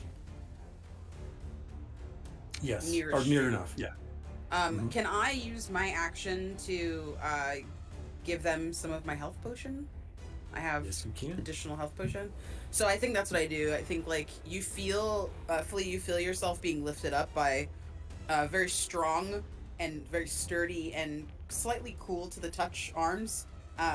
You can feel two sets of arms kind of cradling your upper half, and then like another third set of arms like kind of lifting your like your legs and stuff. And as I kind of like tilt you, I open this little bottle, and you hear kind of this very quieter than you would expect their voice to be. Flea, we need you. Not Wotan. The party, we need you. And you like taste something kind of bitter in your mouth, and I just like pour one of my tinctures. Nice. So you get Roll a 1d4. Please don't let me roll it. I will 1d4 roll it. I will to see roll how it. much you heal. Let's see. Let's see. It's a 4. Yes. Oh, nice. See, teamwork. All right. I You think that pop my right- movement, I'm gonna like place them back down on the ground and run away from him to try and catch up with the others to see if I can be of any assistance to just like be around. Yeah. Okay. So you scramble up and move towards the fray. Flee, you will be afflicted because of the recovering from the dying condition. But you actually next turn you could use prepare one time to see if you can get rid of that status effect, or else you have to either get some help or wait till it passes. Okay. Meanwhile, the creature that's on the ground starts to wake and shake itself up, and it comes to and stands up and sees everyone running towards it and goes lumbering off. But because it was unconscious and on the ground, it's not moving as fast.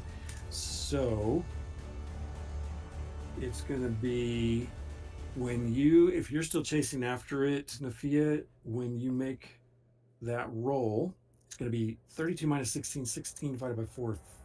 Ooh.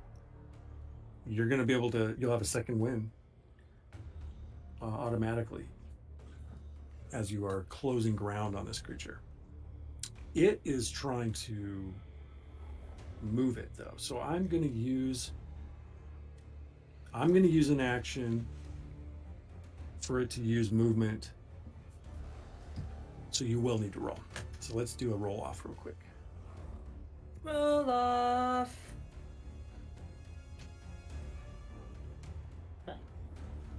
4.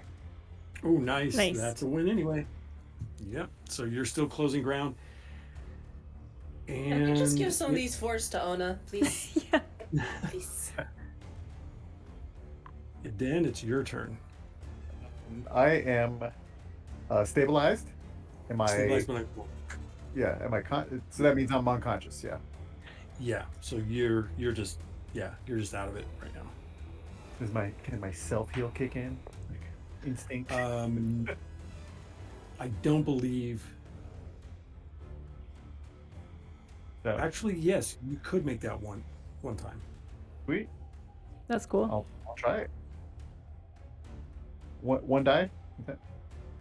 No, it's a called roll because it's out of. I mean, it's in turn order, but it's essentially the only thing that. Well, let's see. You are incapacitated. It would be one die because you'd be in that afflicted range. All right. That's a 3. You can bump it. I will bump it. All right. So you bump it to give yourself healing, Yeah. to bring yourself to conscious. So you can roll a d4 on that. You are going to be afflicted when you come to. 4. And Hooray. Nafia's. Nafia, yeah, again. Oh. Oh, because that last roll was the chase roll. So you are very close to this creature. It's trying to outrun you.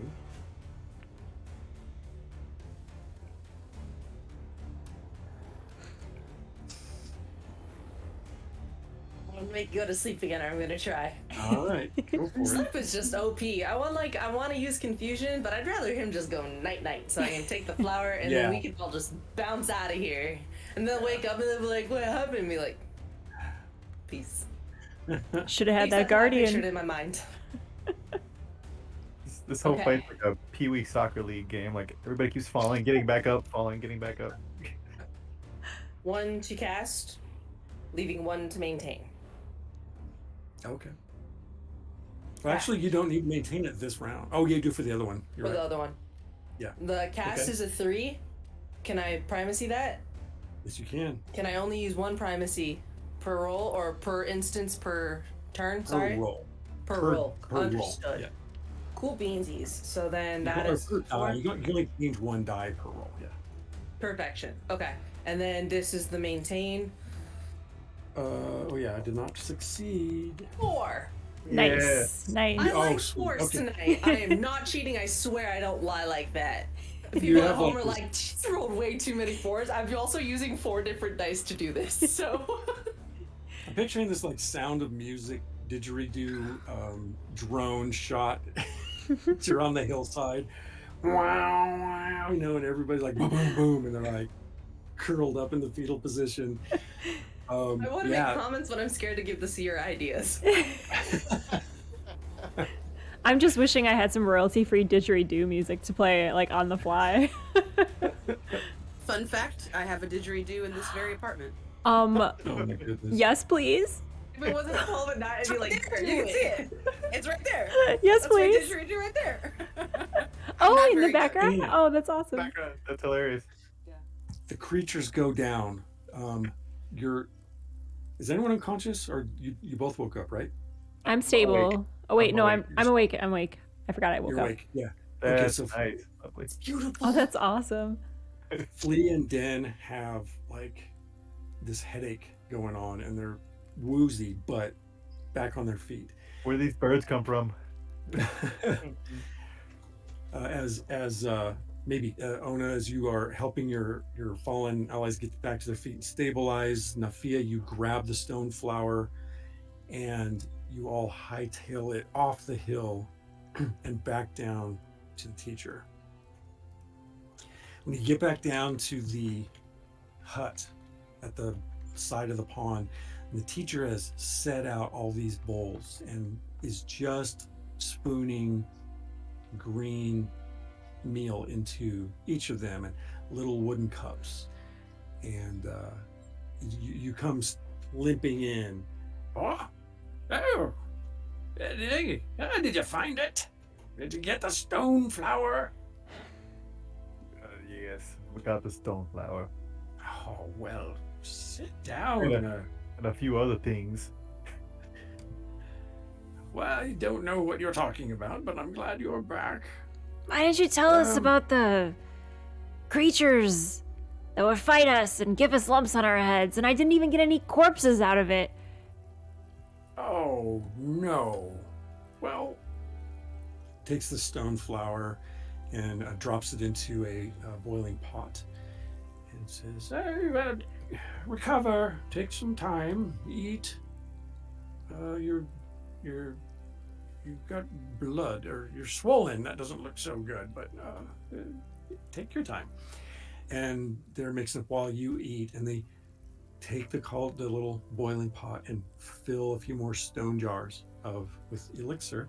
And there's like 14 of these jars on sort of a litter. And you eat, and you know what the heck? Anybody who's injured recovers 3 IS from your meal. Oh, much better. It's better than it And- looks. Oh, well, I guess it doesn't look so great, but I usually close all my eyes when I eat. Anyway, so you finish eating, and teacher says, well, that ought to do it. To tell Exon not to take so long reminding me next time. The wise one moves stiffly away from the collection of jars and motions with a sweep of their hand to make sure those get to that fungus peddler. Have a good day to you. Yeah, same to you. Thanks for the soup. Stop stealing my look, though, because like people might start getting us confused if they talk about the person with the rags and the fleas, and that's kind of my thing. So You're the original, though, Flea. thank you. Yeah, I mean, if I hear about you, I'll say I got it from you. Hey, I appreciate that. Yeah, Yeah, I like the style. I like. You know what? We got some things to do, but maybe we'll come back and have another soup. You know? Oh, yeah, I don't know.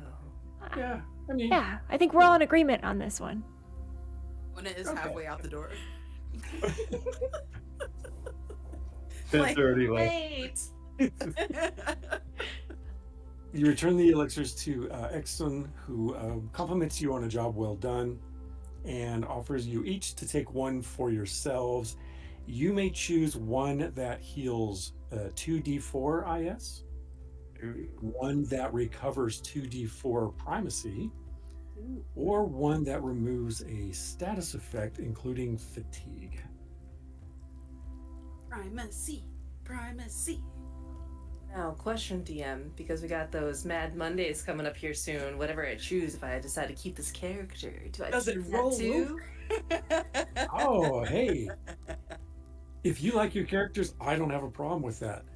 Audience, tune in for more adventures from Oren and Nafia. Ooh, So you can tell all about your former compatriot, Dan, and please. You have backstory already. I love Ta-da! that. In the interest of time, we will end the session there. But good job, party. Yeah, that was tough. That was a tough first evolution adventure, but you succeeded We did it. and earned your badges of honor. Woohoo! So let's have everyone go through and tell us who you are, what you're all about, and we'll go backwards order. So, Kayla, would you please start the procession? Oh, of course. I'm Kayla, also known as Time Lord's wife. You can find all my stuff on the internet, timelordswife.com.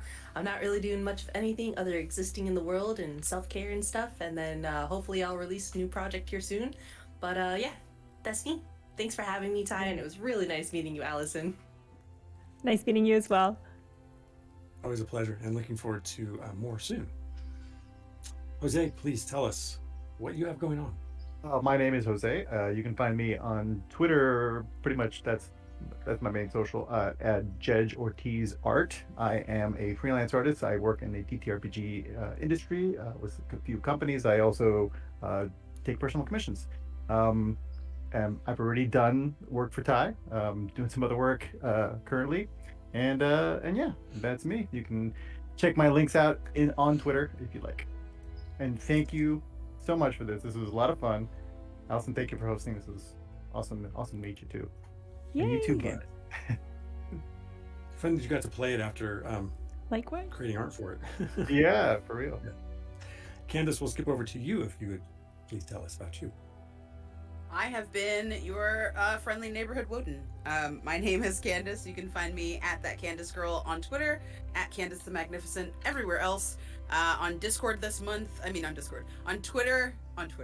I'm so tired. I'm so sorry. On Twitch this month, you'll be able to catch me as soon as I figure out how to set up my OBS. You'll be able to catch me playing some ukulele concerts for Valentine's Day and Black History Month. You can also find me every Tuesday night playing Cyberpunk Red over with 12-Sided Stories. As Ty said, you can find me next month on Mondays. And you can find me this coming Monday on Total Party Chill. Just follow on Twitter, and I'll tell you what I'm doing. Shout out to Crossroads Games as well. I'm over there a lot too with Carrie. And thank you again for this wonderful table. This is lovely. I'm really, really excited. Having seen a lot of Nuovarden played, I'm glad that I have finally played, especially ahead of this next game. And thank you to Allison for this time tonight. Of course. Yes, thank you. Allison, before I kick it to you, I will go and do my little outro. I am Dungeon Mr. Ty, creator, founder of Adventure Slang Productions and the Nuovarden game system, which I am in production with my daughter, Erin Dippity Doo, who is a mad game designer in her own right, and along with a lot of other friends and all of you who help test and watch and support what we're doing.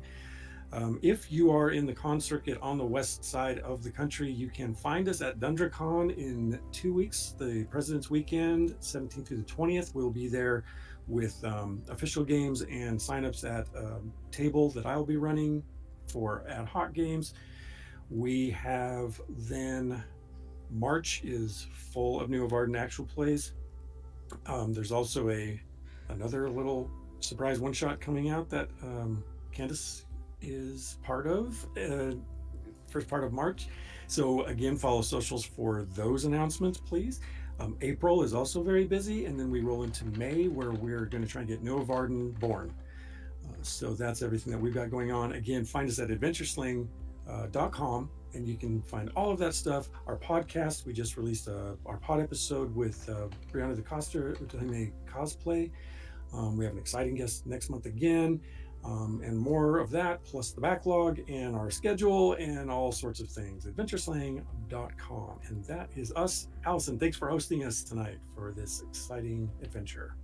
Oh my gosh, guys, this was amazing. Thank you all for being at the table. Thank you, Ty, for running. This has been a long time coming because we've been talking about this. I looked back at like our messages. And I'm like, this has been since summer. We've been kicking this idea around. So I'm glad it finally happened.